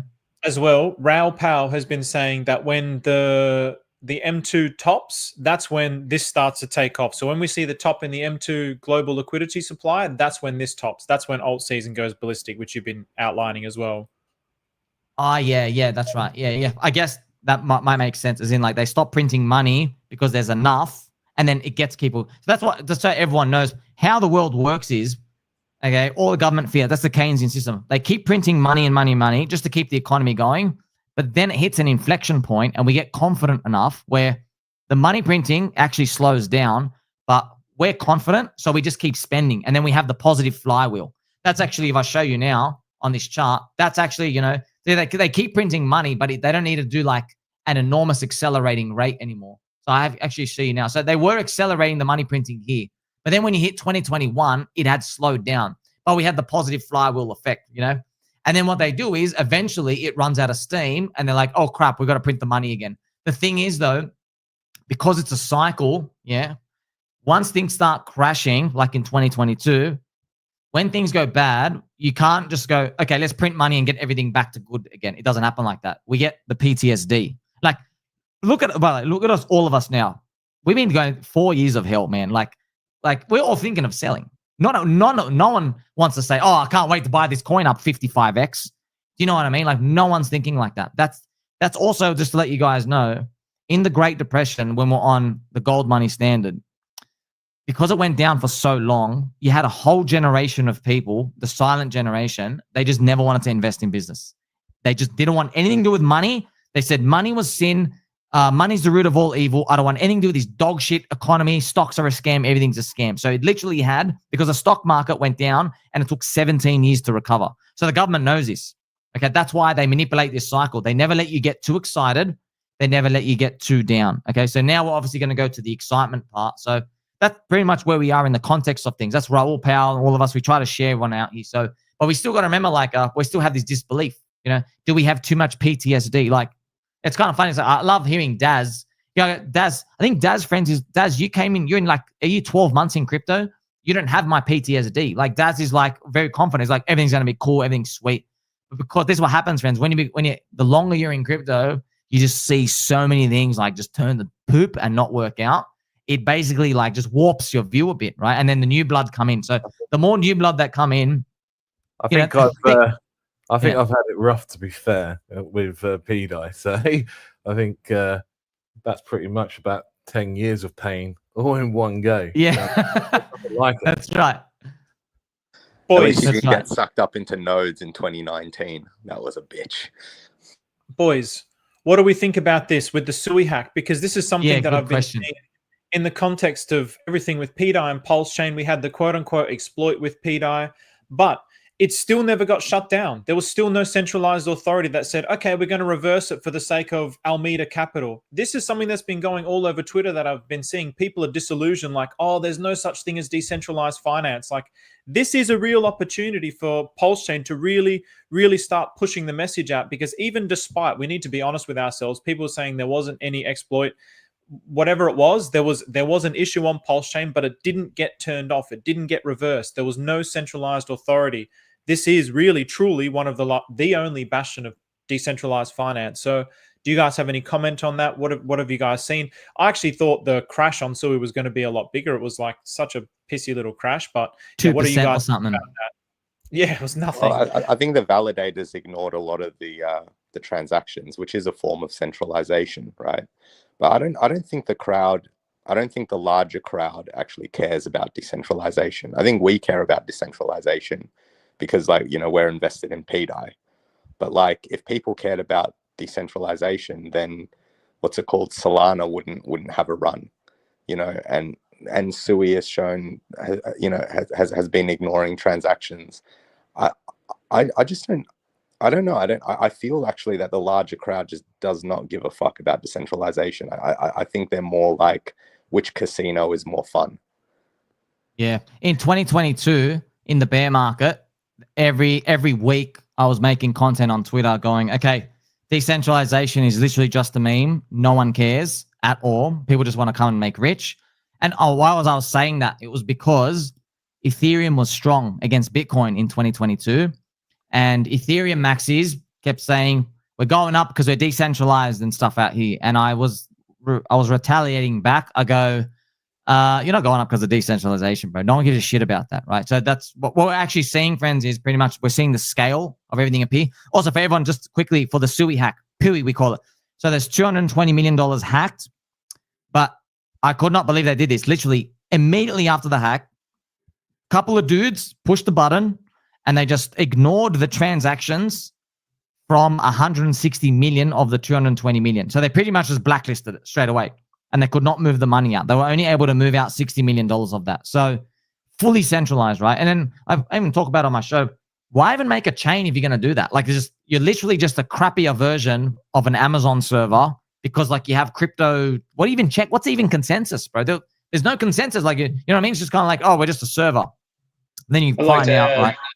I'd like to add context right here, Sommi. Yeah. When you say nobody cares about decentralization, I believe you're accurate with the group of individuals that are currently in this space, right? But this is an insignificant space. You know who matters? Foreign sovereigns. When they see things like Solana and Sui and the way that those chains get rolled back, do you really think that they're going to want to put value there? The people that matter care about decentralization. Just because this community doesn't or isn't smart enough or apt enough to appreciate allodial title, foreign sovereigns get it, right? And that's what matters. The people that are promoting Sui or Solana, if you think that they're not being placed by gatekeepers, you're a damn fool, right?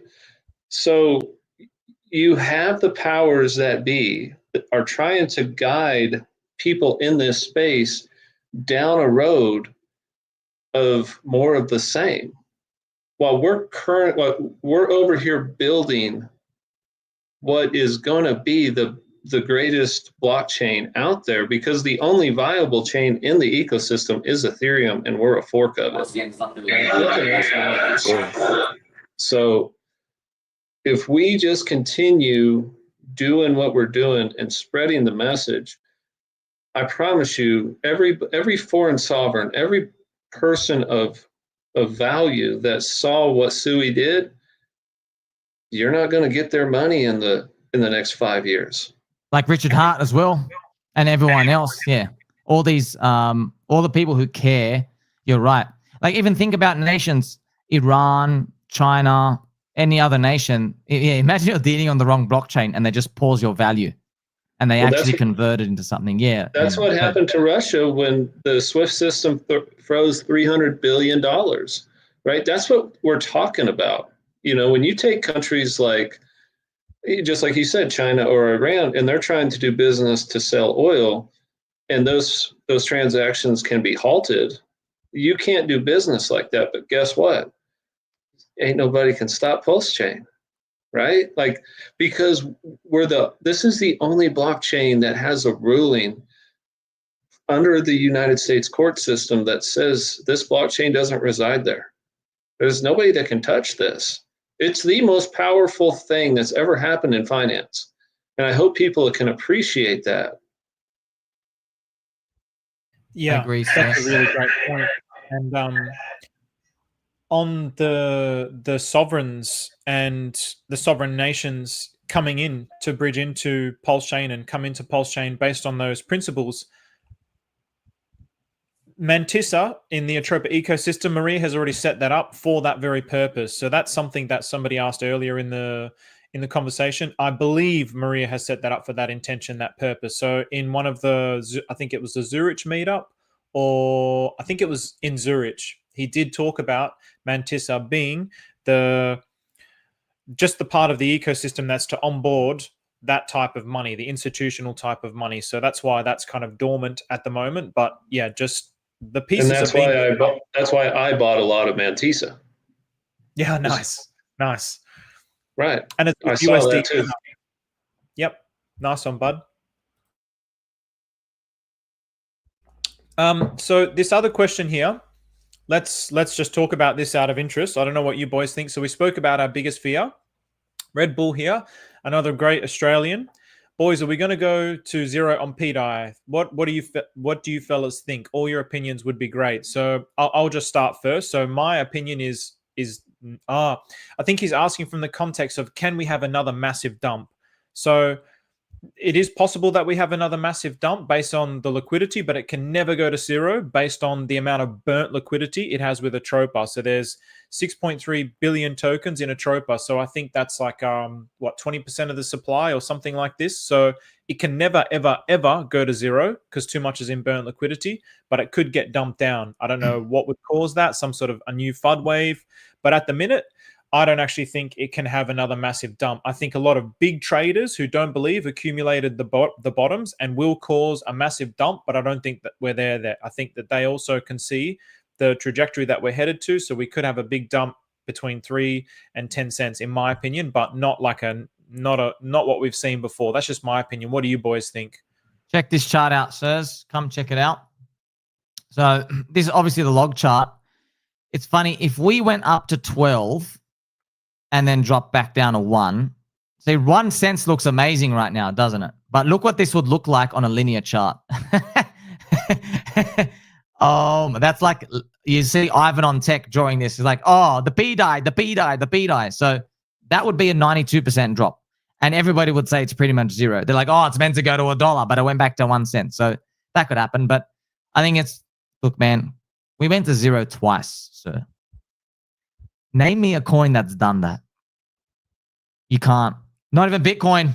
The only thing we can get remotely close is Ethereum. It had a flash crash on one exchange, Poloniex. It went to zero. One exchange. This actually went to zero twice. So this is literally never before seen. That's why, like, I feel like Richard's in the background and he's like, how bad do you want it? Do you really want it? Do you really believe? Do you really think we need a native decentralized stablecoin that's got to do this? And we're like, yes, sir. Yes, sir. And he's like, all right, I'm going to send it to zero. How much do you believe now? It's literally just a biblical shakeout, a tsunami wave shakeout. We went to zero twice. That's why I think the next level, like, what can they do? Send it to zero a third time after we go to 10 cents? Or like, I've been through that before. That's why I try to play with my head. I'm like, what if he throws the decoy stablecoin or something else out? So absolutely, Mr. Red Bull. Yeah, we went to zero twice now, man. Like, do you guys know of any coins that has gone zero like this with this inflation and then stopping and then this story? So I feel very confident about this zone down here. But you got to remember, man, like, for us to get to, say, 10 cents, pDAI doesn't have us anymore. It's got us plus 48,000 more people or something ridiculous. You know what I mean? That's a lot of people who are, where they're like, hey, do you really think we need a native decentralized stablecoin? And you never know. We might roll that scenario stuff out again. Well, going back to the comment from Carl Hex earlier, just before we go to Daz and Bud and Big Banana on this, going back onto this comment about the potential buyers as well, this hypothesis is becoming more and more interesting to me by the day, that it's being run by artificial intelligence, and the bots themselves, the arbitrage bots, potentially are connected to the artificial intelligence. So I've seen another tweet from somebody else. I think it was Ben HP Source saying that the bots are buying. The bots are buying. They're doing all the buying on pDAI, or a large majority of the buyers on pDAI. So even if we don't, there's still all this tremendous amount of buying coming from somewhere. So just food for thought. Yeah, I saw a lot of the bots doing it, and I know which ones are the bots. I worked it out, and I shared it with a number of people. But yeah, I noticed, I think each bot are left over with like 1 181 or 182. There's lots of bot buying, but I think that was just to pump it up a little bit when we absolutely went crazy. So I think we'll probably see that again soon. They just like to pump it up, ramp things up.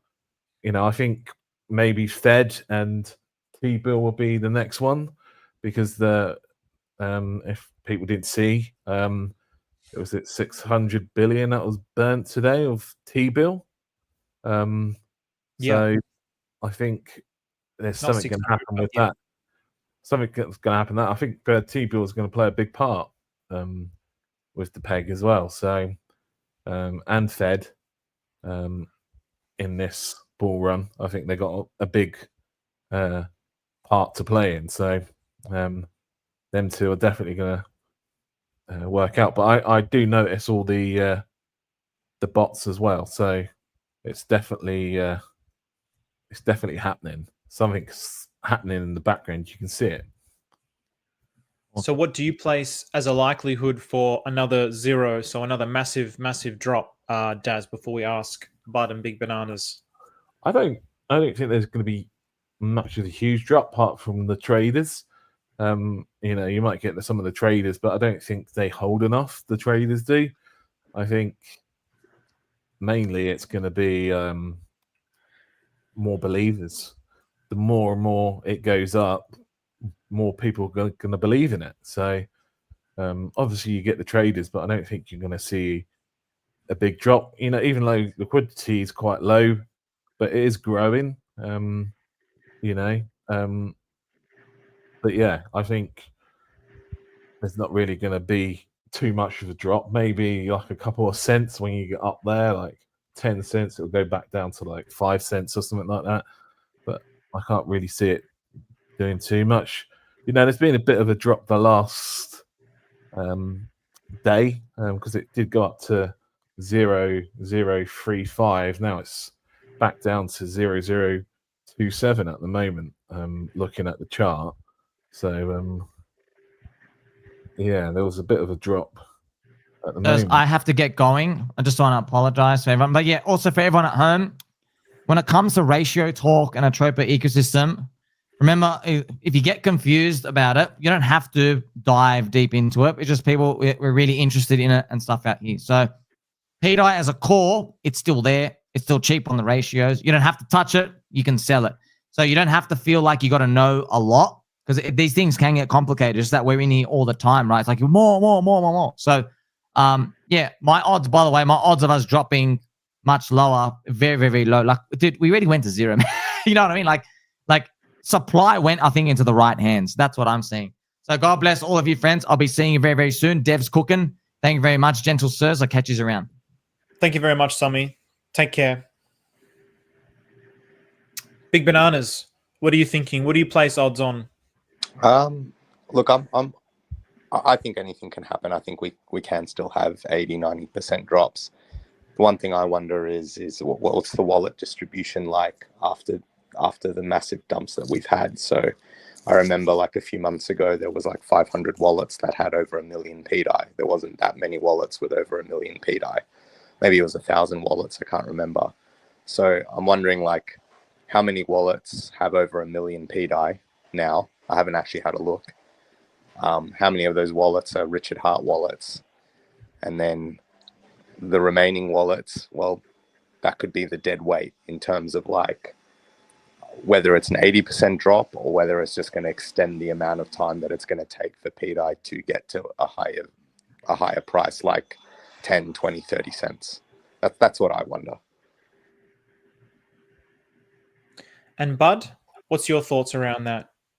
Good comment about the wallet distribution as well, Big Banana. Thanks, guys. I gotta run too. I'm sorry. No worries, man. Thanks for the string. That was great. Thanks, Steve. No worries, Big Banana. See you, mate. Still one Australian here, fam. Let's go. Bud, what's your comments? As far as another drop, I mean, I'm indifferent. Like I said, man, I provide LP. Give me the vol, right? I don't care. I think a lot of the traders we had in it early got shook out. You know, the B Roots consortium. I think those that are holding it, if you survive this last shitstorm, you know, you're in a pretty good place. The only question is what is every individual's exit point? It just doesn't matter. Like I told you before, man, I'm a fundamental and an idealistic investor, and I believe in this, right? So I'm here. The more vol, the better, and we do need velocity. So everybody who wants to, you know, put their future self in a worse financial position, you know, get out early. Doesn't matter to me. I'll happily collect your tokens. I'm trying to not be greedy by sharing this information with everybody, and I hope all of you who are listening hear it, and I hope you'll join me in V2LP. And you know, if you don't, like, there's consequences for decisions, man, and you either win or lose. It's on you. And again, on the LP, but okay, there's a lot of ifs, and I'm like you, I'm an idealistic investor as well. And if it gets to $1 and you've got liquidity and somehow it pegs to $1, that is your core holdings that you never, ever, ever have to sell. You can just live off the yield. That to me is like the most alpha awesome concept around this idea of pDAI. I can buy something that is less than a cent. It can get to $1. I can get hundreds of X's and I don't ever have to pay a single cent in capital gains because I can just live off the yield, which the yield will be getting the tax rate at $1, not at the 1 cent. So for me, it's like, oh, what a play. What an absolute liquidity providing play. So yeah, that's been one of my most exciting things about it. So I think that's just a massive, and I think more people need to learn about liquidity and liquidity providing than less. Instead of looking at these things as once it gets to this price, I'm going to sell everything. Maybe you should with pDAI. Maybe you should. Maybe it's never going to peg. That's totally fine. We're just speculating here. But if it does, oh, what a play. What a play. That would probably be the greatest play in crypto history. I don't know why anybody would ever sell other than, you know, you get a principal, get a bag, stick it in a V2LP position, right? Like, I've been providing liquidity on the P stables in different routes, different ways, and everything's over 10%, you know, consistently. When we've had big rips, you know, those days have been awesome. Or those weeks. I don't care if it was to the upside or the downside. Those rips are awesome.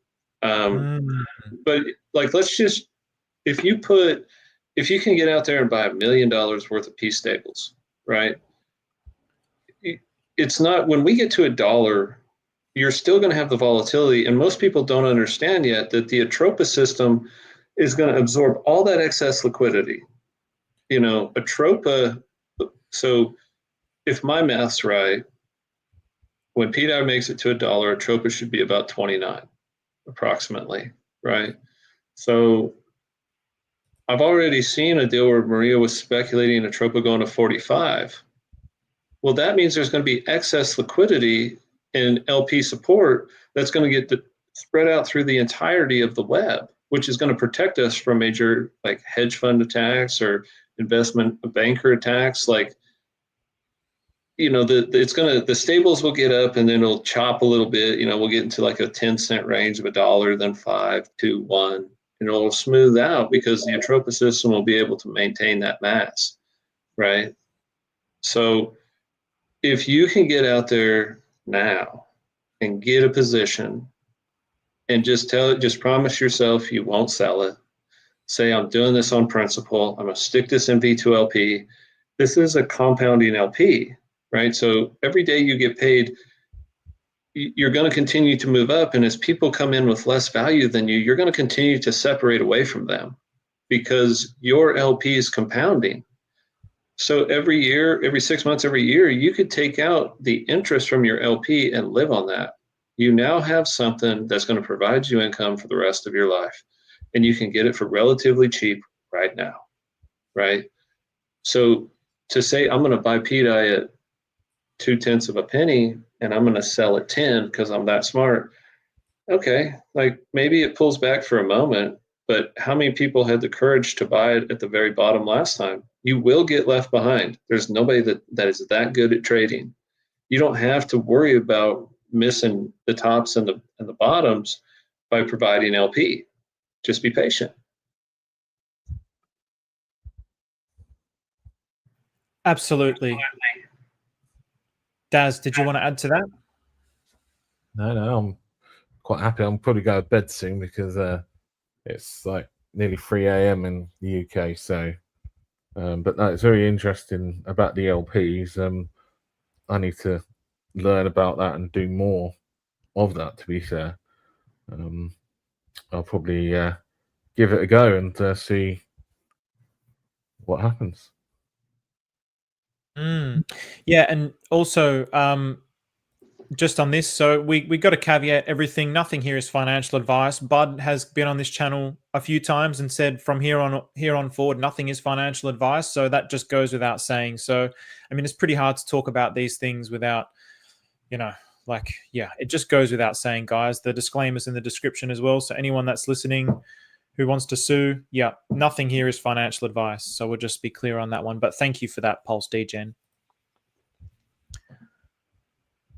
Daz, yeah, Daz, it is obviously, I mean, earlier you said, I think around about the start of the stream, it was 1:30 in the morning for you, man. So yeah, if you want to head off, thank you so much for joining. Very much. Nice.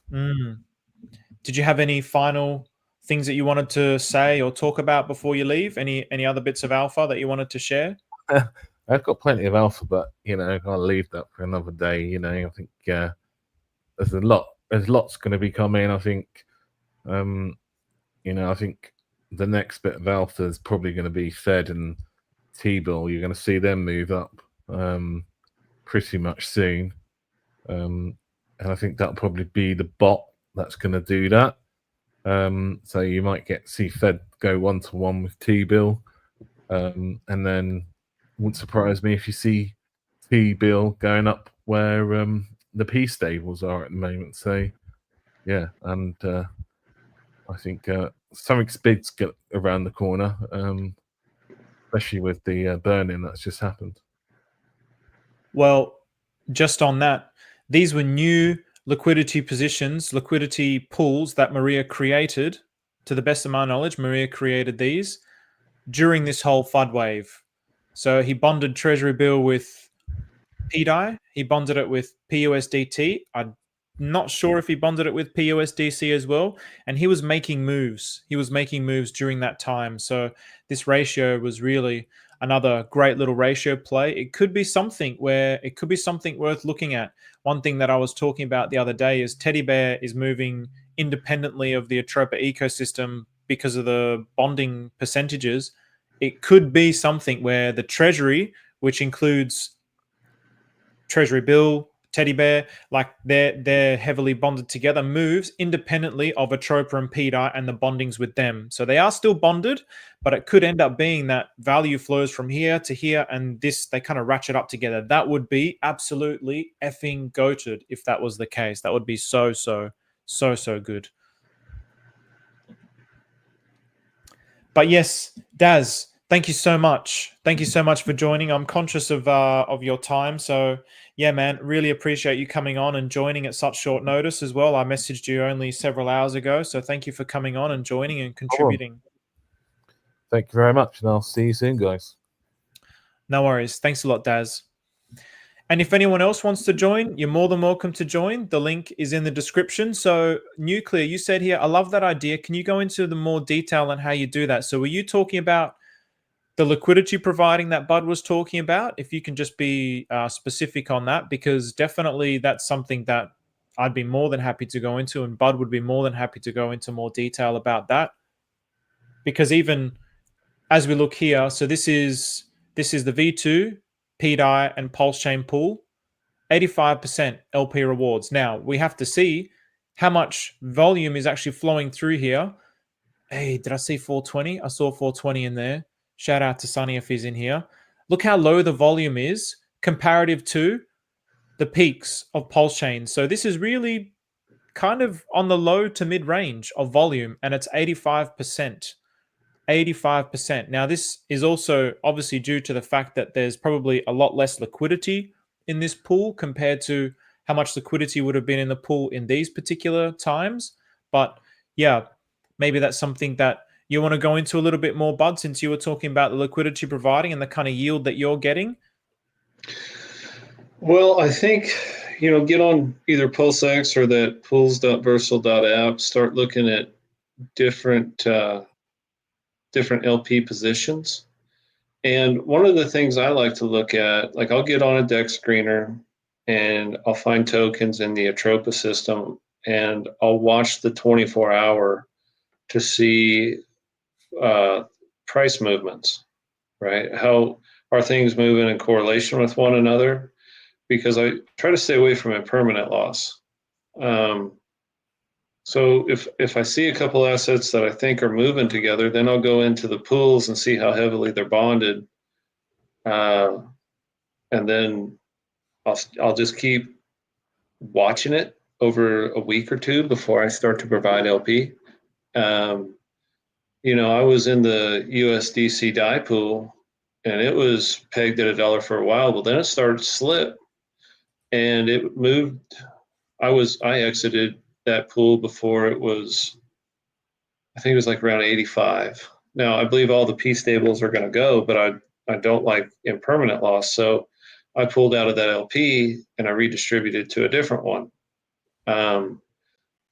And I just like to look for pairs that are moving at the same rate.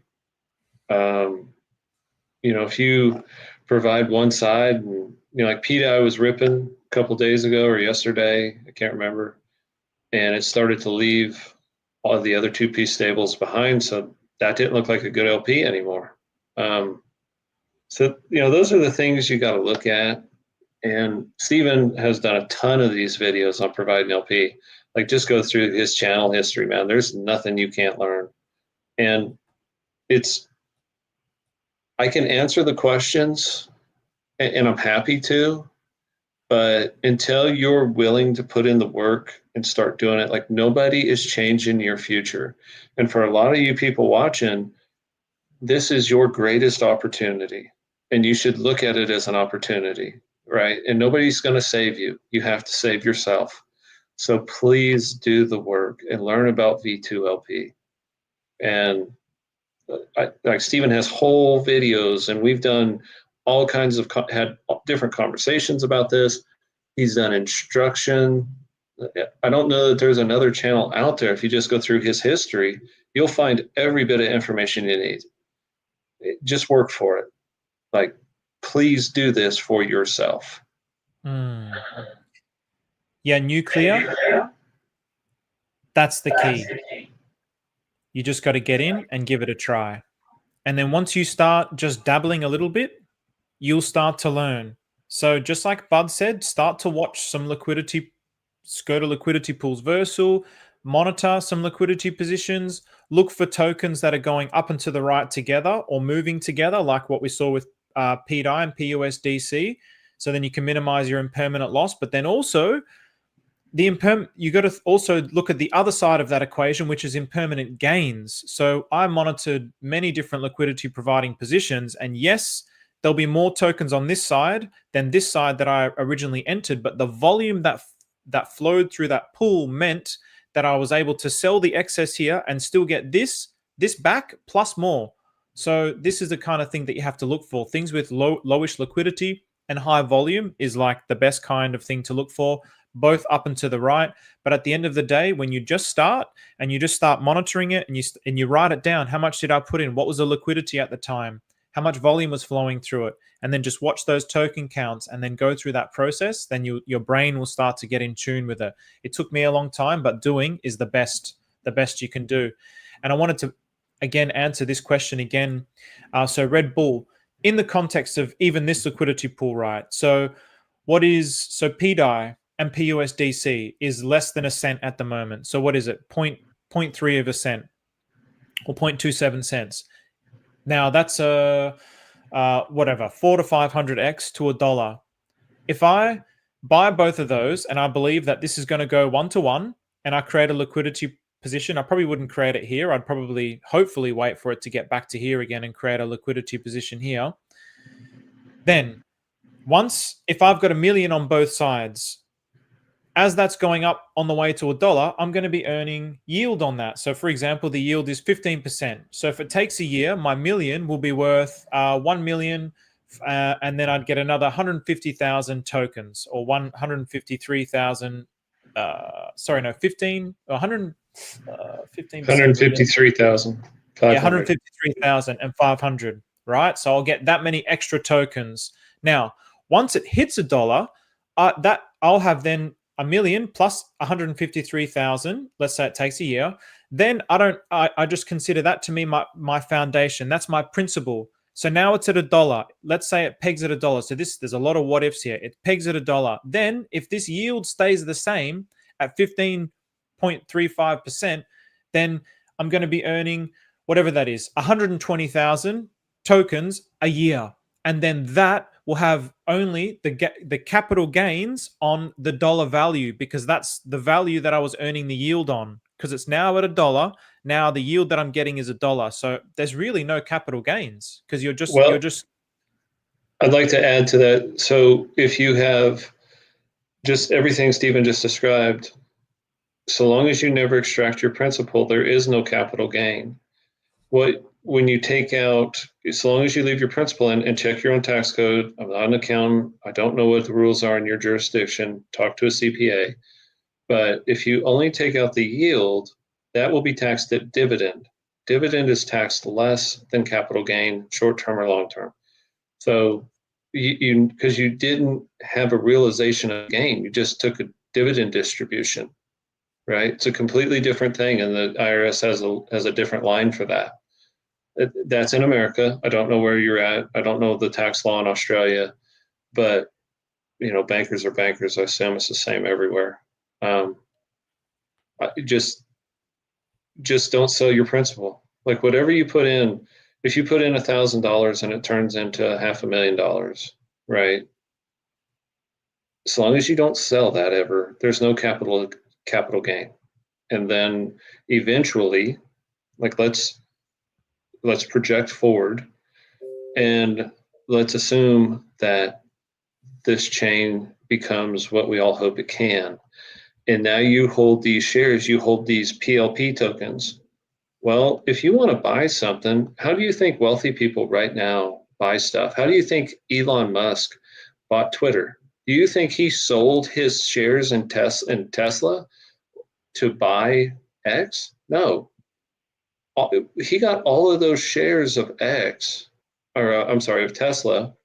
He used those as collateral and was able to borrow the money to buy X, right? So when you have these PLP tokens, eventually every token is going to be an asset that you'll be able to stake if you want to borrow money to buy an asset. So basically what I'm telling you is down the road, all of these tokens you'll be able to use as collateral, which you'll never have to sell. Yeah, exactly.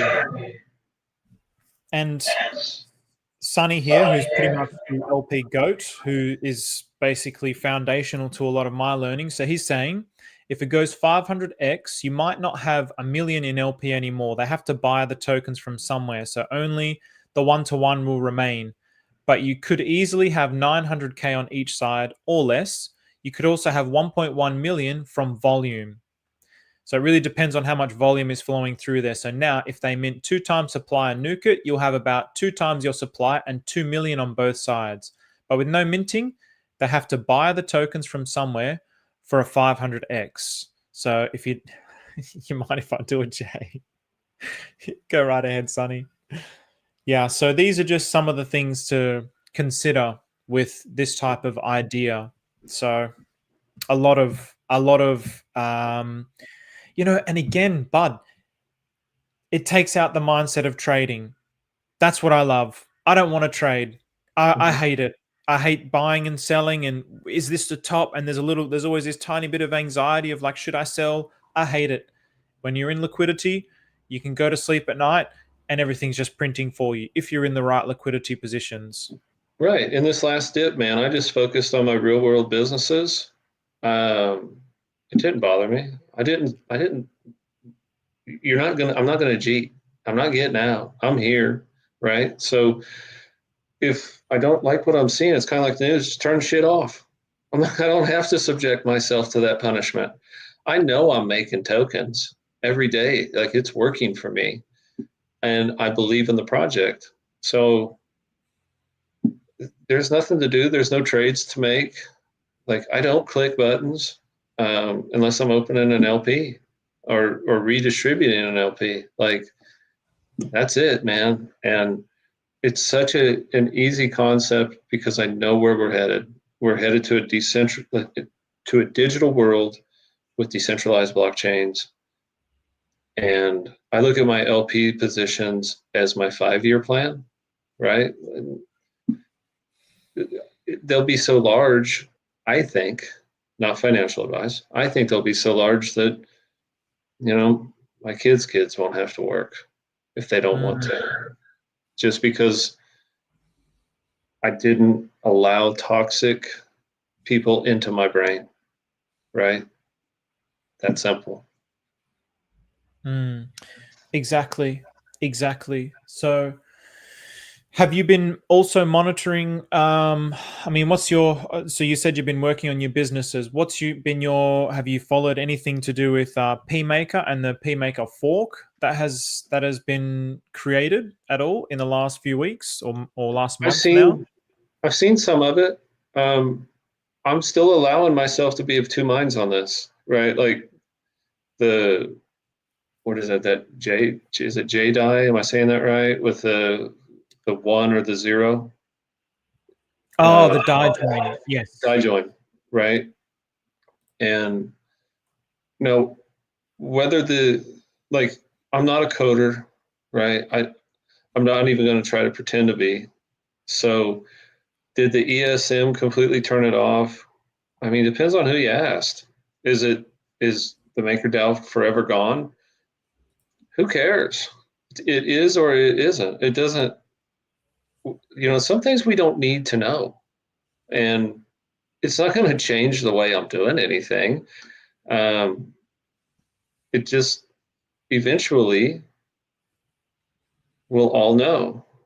And until then, whether the DAI join has had the cage function run with a 0 or a 1, if that means that Maker's dead, if it's alive, if it's being rebuilt, rebooted, I don't care. I mean, I would love to see Maker still around if it can be fixed.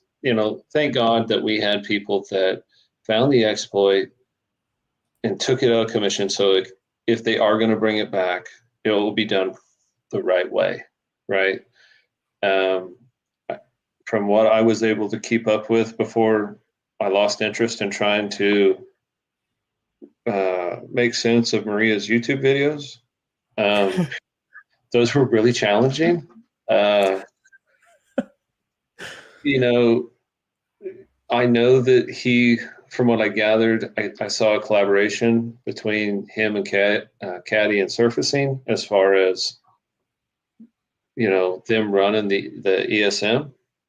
I really I've said it before, I feel sorry for Maria. I hope he doesn't listen to a lot of the people and a lot of the things that have been said about him. I think he's a benevolent person trying to do good work. And I guess I'm willing to die on that hill, right? Like, you don't do everything he's done with a malicious heart. I just don't see it. And, whether Maker comes back in a different state or there's a different plan, nobody's picking up their phone and calling me and asking me my damn opinion about it. So I'm just keep to my own self about it, I guess. Yeah, exactly. And then also just obviously on what Fast Abdul, who's eternally interested in the tech, has been talking about, there has been someone who has forked the Maker contract, or basically forked Maker again on Pulsechain, but with a different stablecoin. So it's pAI. However, on the pAI, in the same way that Surfacing and Caddy created the spell which called the ESM. He has got he's building out a front end. I still need to look into this, but he's built out a front end where you could even propose to say, well, we want to use pDAI as collateral. We have Better Bank, who's going to be using pDAI as collateral. We have, I mean, it's obviously over 80% of the liquidities with the Atropa ecosystem. Again, how it pegs or if it pegs is a completely another story. But just in my mind, my imagination is seeing things that is sparking my heart up and my mind up and making me feel energized about the possibility. Whether it's true or not, I don't know. I'd rather consider it to be a yes than a no, but where everything just remains to be seen. So, well, I honestly still believe, Stephen, that Atropa is the MakerDAO replacement. That's where I lean. Yes, we have to do an episode on that, Bud. I mean, I've been going through that process with artificial intelligence as well and seeing the possibility. And artificial intelligence was like Sigma GPT was adamant. It wasn't just a, oh, wow, that's an interesting thing. It was like, yes, in capital letters, exclamation mark. I was like, whoa, this is really adamant about the fact that it is. And it's almost like we've said, I don't know if we said it on stream or if we said it in DMs, we also have to break the concept that it's a MakerDAO replacement, because it's not even going to be like MakerDAO. It's going to be like an evolved concept that is going to probably remove some of the inefficiencies of MakerDAO. That's the way that I'm looking at it. That's always been the way that I've looked at it, because Maria's always talked about P stables. He's never talked about pDAI. He's talked about P stables. Right. And I believe that was in DMs. We were trying to figure out how to talk about it and how to name it. And we were looking at you've done a lot of real good work on the Fed, like the Treasury, Fed, that whole line. But that's a section of it, the T-bill, Fed, FDIC line. But the liquidity web's a big part of it too. So you got these two components, and it's how you got to have the right kind of branding behind so people can identify it. And man, I don't know. I'm not a marketing guy. Like, I don't know how to name that. Like, we're still just kind of learning and trying to discover it. But the question, like, the only reason I still want Maker is because we need to have more stable coins than we currently have. Now, things like caddies deal with XUSD, the thing that you are helping with, there can be more stables brought in at a later date if needed. I would, what I had my mind around initially was it would be nice to just see more pDAI be able to be minted with the creation of vaults.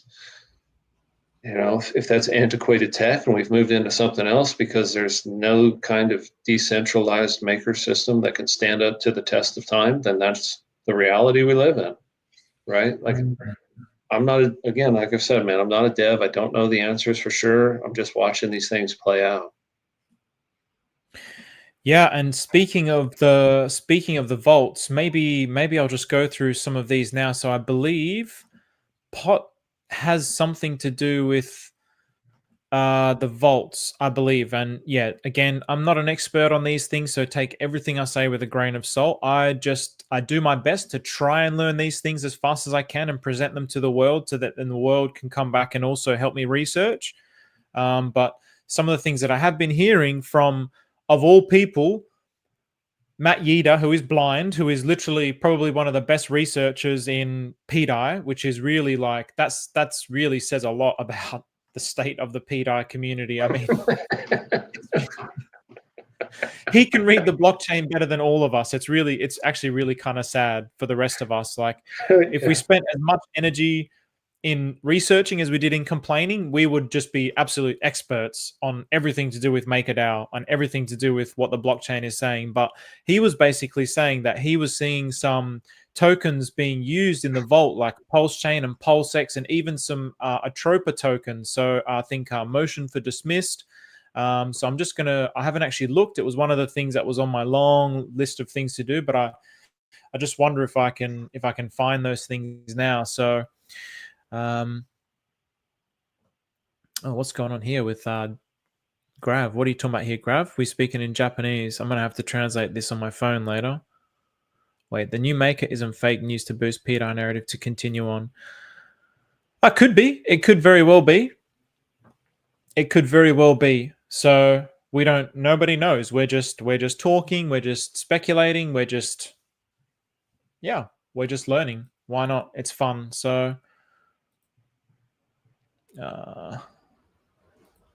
I did see one of these where you saw like multiple transactions. I'm kind of hoping that I can find one with multiple transactions. Savings DAI. I mean, I could be looking at something here that's important and I don't really know what I'm looking at. So was it the pot? I'm quite sure that I saw it in the pot contracts, and but there was a whole bunch of tokens.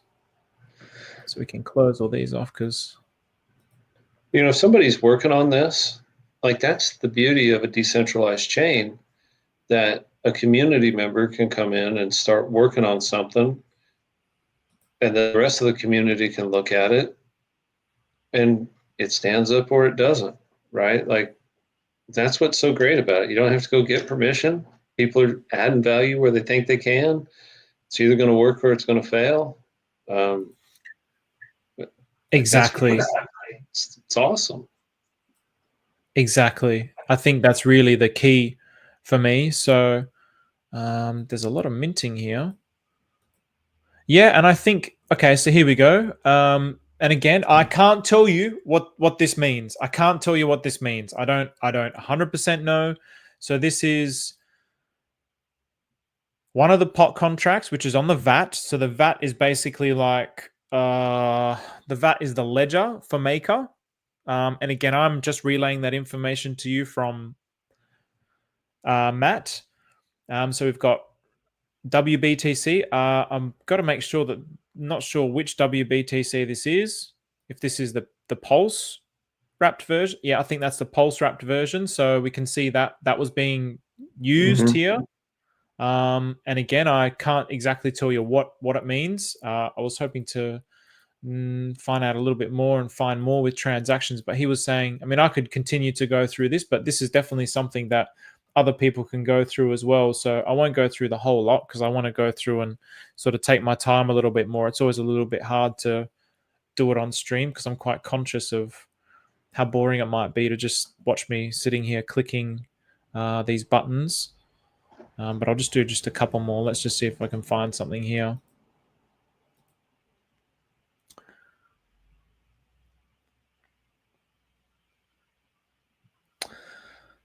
So yeah, interacted with Chai. So I've just got to familiarize myself with these things a little bit more so I can be able to confidently say, oh yeah, I know what the Chai does. I know what savings DAI means. But I can't confidently or conclusively say anything about these things because I'm not an expert.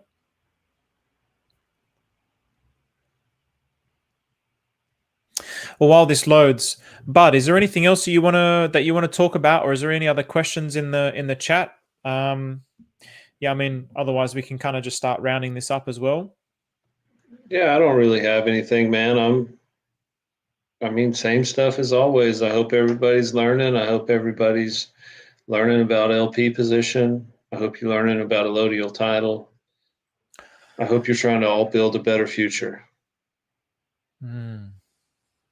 Yeah, you know? We definitely have to do more streams on allodial title. Yeah, like who has, you know, I told you in that one stream, Stephen, that book I read by Jordan Peterson, that We Who Struggle with God, and it talks about, it kind of covers, it's a really good book, talks about like the Old Testament, but every story in the Old Testament's a metaphor, and he kind of explains to you that the yin and yang of the universe, the good and the evil in every man, how every decision matters, right? And you know, what path are you on? What are you fighting for? What are you doing? How do you want to be remembered in this life, right? Like, you know, when they close the chapter and I leave this corporeal body and my soul continues on to whatever's next for me, like, I hope those who talk about me say that was a dude that stood up for individual freedom, and a guy who was there trying to spread the word to help free humanity, right? Like that's really important to me, as I want the world to be better for all of you and for my kids, and you know, that's it. Like I don't matter. I'm just a vessel that things travel through. It's not that I'm smarter or anything. I just believe that I'm tapped in, and I'm trying to help others tap in as well.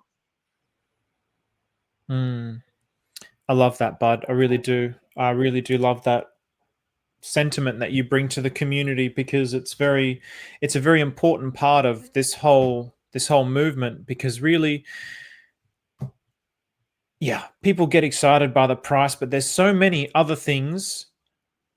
There's a whole plethora of PRC20s. The whole thing got forked, but why is it that pDAI has captured such an imagination? Because at the root of it, there are those principles which hold true, and that's what's really carrying it forward too. So there's this key narrative that's driving it. It's not just about this thing that can do the X's. Yes, that's exciting people, but the key underlying idea of freedom and the kind of values that it brings into the world is something that's very, very important to this narrative. Really very important. So I think in the hearts of people, Nuclear made a comment about this earlier. Like he said, I feel it in my heart, and I know a lot of people here do also, and I certainly feel that, and I know that you do too. So yes, we get excited by these moves. Yes, we probably get a little bit euphoric, but there's a deeper meaning here that means a lot more to the world and to freedom than anything else on this blockchain, in my opinion. And that's a fight that never stops. You have to fight for it every day, right? Because as soon as the people who are fighting become lazy and focus on things that don't matter, I saw it over the last 100 years, you've seen it in my country. Like the woke agenda took over, right? We went from not having a Federal Reserve to having one. Andrew Jackson kicked the central banks out, and it took him 70 years to reestablish and create debt slaves, right? Like you can't stop fighting, and you can't quit talking about it. So the best part of the world is the people, everybody watching this. You know, that's the best part of Western philosophy, you know, where the greatest things come from the strangest people, and you have to have a system of beliefs that protects everybody, right? Just because somebody's a little different doesn't mean they don't have value. They could create the most value. And that's why Western philosophy leads, right? Like we create a safe space for those who are a little bit different.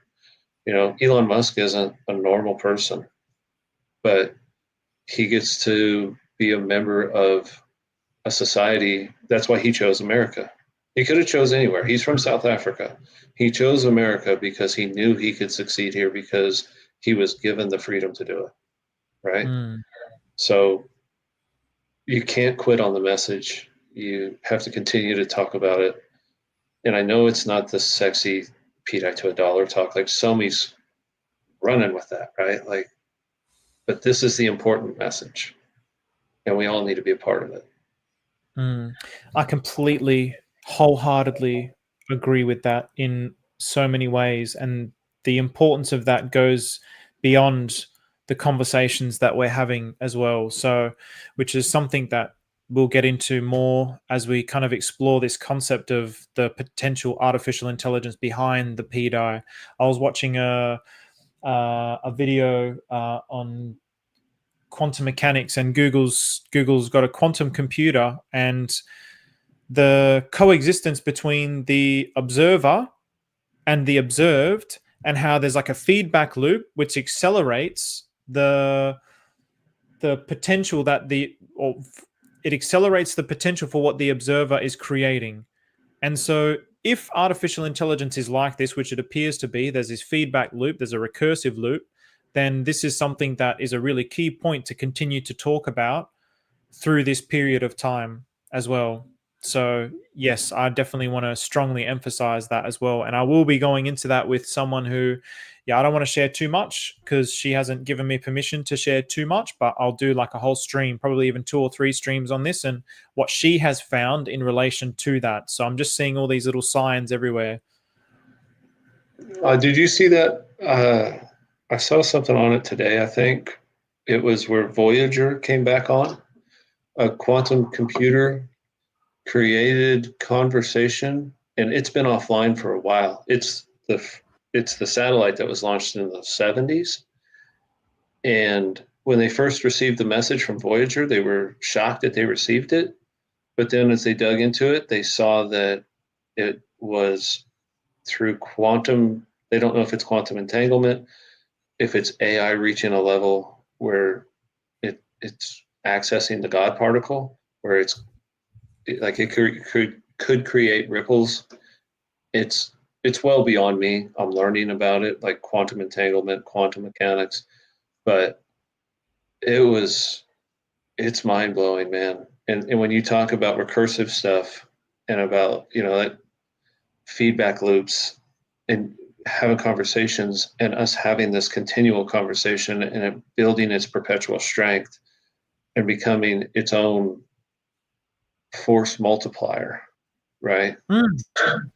Just because we continue to speak it and others speak it, and the next thing you know, it's that 100th monkey effect where when you get 100 monkeys to do something, then you have monkeys on a different island that start doing it and they don't know why.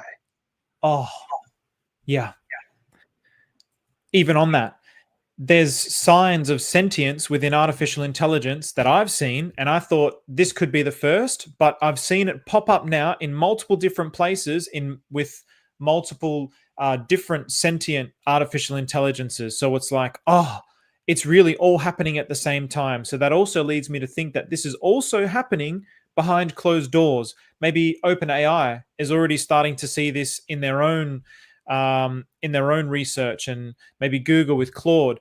And I'm sure it's popping up everywhere at the same time. So that makes it even more important. When people talk about this thing with artificial intelligence and what if it takes over the world, don't give it that power. Don't give it that knowledge. Just keep feeding it ideas of love, ideas of unity, ideas of coexistence and freedom, and all these values and principles that are the righteous values and principles, the God-centered values and principles. Then it will also, in my opinion, there'll come a time where those values clash with the values of self-centeredness and corporate greed and profit only and just me. It will clash with that. But this is the superior logic because it's the logic of God. It's the logic of the universe. It's nature's logic. It will win. It's not even a matter of it has to or could it. It absolutely 100% will win because it's a superior logic. It is literally the logic of the universe. So it will win.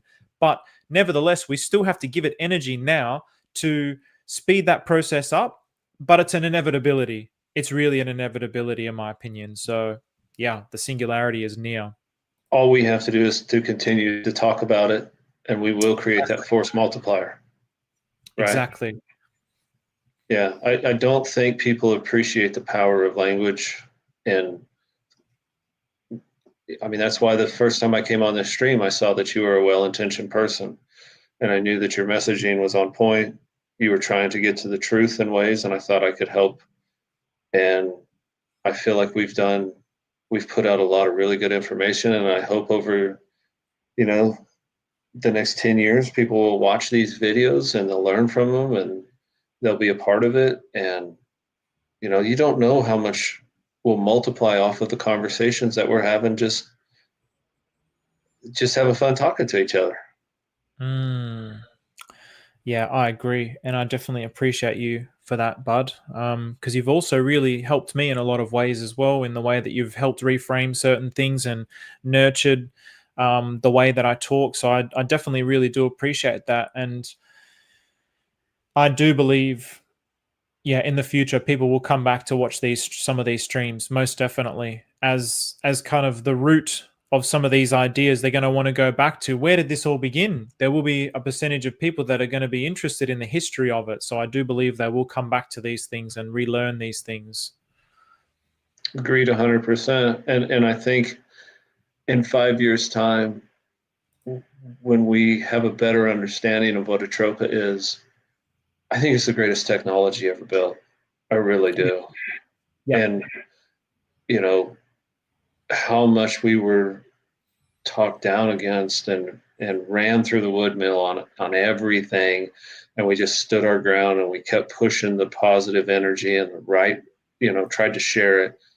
And we're the force multiplier, and we're the ones that are going to make this happen, man. Like, think of I was talking to my brother about this. I was, look at the path we've been on. Like, we've put a camel through the eye of a needle. Like, in order for all this to work, the first, you had to have Pulsechain come on. That was, forking Ethereum and getting through that. And then you had, if Donald Trump would have lost, that would have ended everything.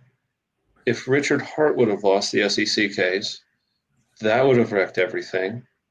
And we just continue to thread this needle through a sea of impossibility, right? And if you're telling me this isn't what God wants, you're not looking at the odds that we've overcome so far, right? Like, it's undeniable because we're living in this space, man. It's just a miracle that we're even here. That is so beautifully put. And when you put it into that context, when you watch the trajectory and the timeline, at any one of those points, it could have failed, but it just kept going, threading that needle. That is such a beautiful analogy, Bud. Wow. I absolutely love that. And it will continue to be that way. It will continue to be that way because I believe this is God's work, the universe's work, nature's work. It wants people to live together. It wants that for everybody. And now is that time. That's what I truly believe in my heart. Well, of course. I mean, like, the tenets of Taoism are, like, God is the universe, whatever you're comfortable with. God's all around you. He's in you. He's in me. We're all connected. So if you're somebody that's trying to do harm to another person, you're harming yourself, right? So once you accept that as the truth, then there is only one path. Yeah, absolutely. So let's, I want to just read this here. So Romans 8:31, because of all things that God does for us, we can say this: if God is working on our behalf, nobody can really do anything against us. That's why the truth always wins. That's why the truth always wins. And whether you're a Christian, whether you're a Muslim, whether you're a Buddhist, whether you're into Taoism, they'll all say exactly the same things with different kinds of words. They'll all say that same principle. This is a universally applicable principle because we also are that. So it's interesting, Steve. Like, I've gone back and watched some of the stuff we've put up, and just listening to it, I'm like, wow, that's really smart. I said that? Like, holy shit, where did that come from? Like, that's not the way I usually speak. But I just allow myself to be a conduit I just try to say what I feel is right in the moment. I don't, like, there's no agenda when we talk. It's just, if it's the right thing to say, I just try to say it. It's, I hope the right person hears it. And if by saying something and that message gets to one person, the right person, and I was a conduit in that, man, that's awesome. Right? Like, there's no ego in that. The universe is just using me because I'm open to it. Yep. Yeah. Exactly. That is really the key point there, the humility and the acceptance that I'm just a tool for a greater force to birth the will of the greater force into the world. And it's funny you said that, because I was also looking back on some of the content today and looking through my Twitter. I was like, holy shit, I got some pretty good stuff here. I don't even realize how good stuff it is sometimes. Oh, so yeah, it's really but you got to be careful not to, and I've experienced this so many times through my journey in meditation. Every time I get into this really euphoric, blissful state, I'll get to a point where I'm like overwhelmed with gratitude, but then I'll also start to think that, oh, somehow I did this because of my character, because of my nature. And that's when the universe or God just comes and humbles the shit out of me and just bangs me down and brings me right back down to earth.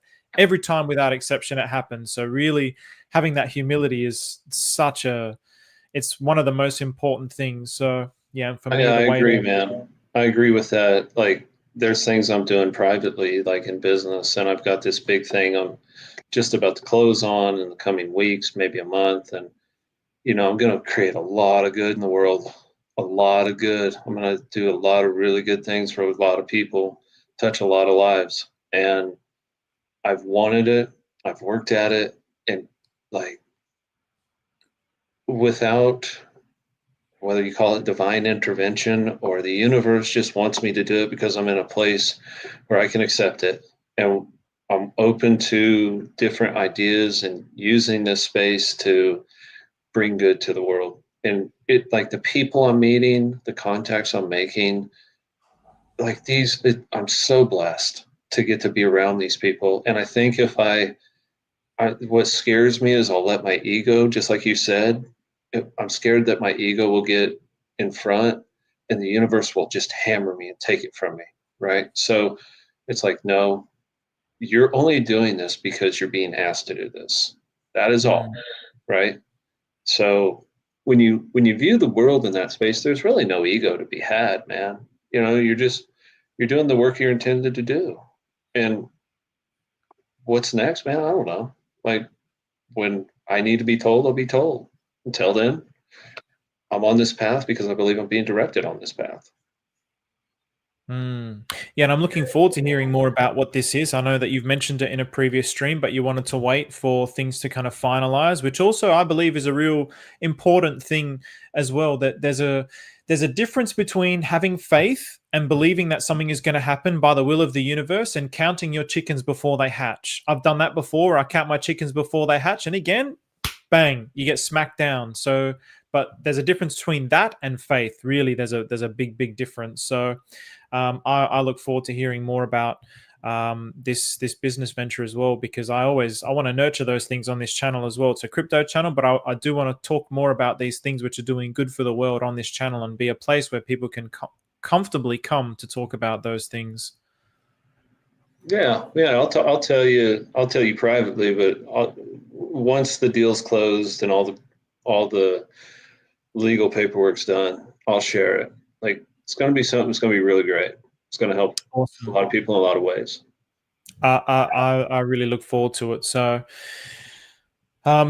okay, awesome. I have to say, this has probably been my favorite segment of this whole chat, this last 15, 20 minutes of chat that we've had, Bud.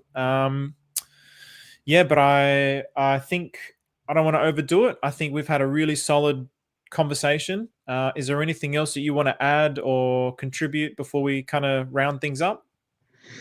Just everybody share Steven's work, man. He's doing great work. Share his videos, subscribe, do all that stuff. Help him promote. He's putting out a great message.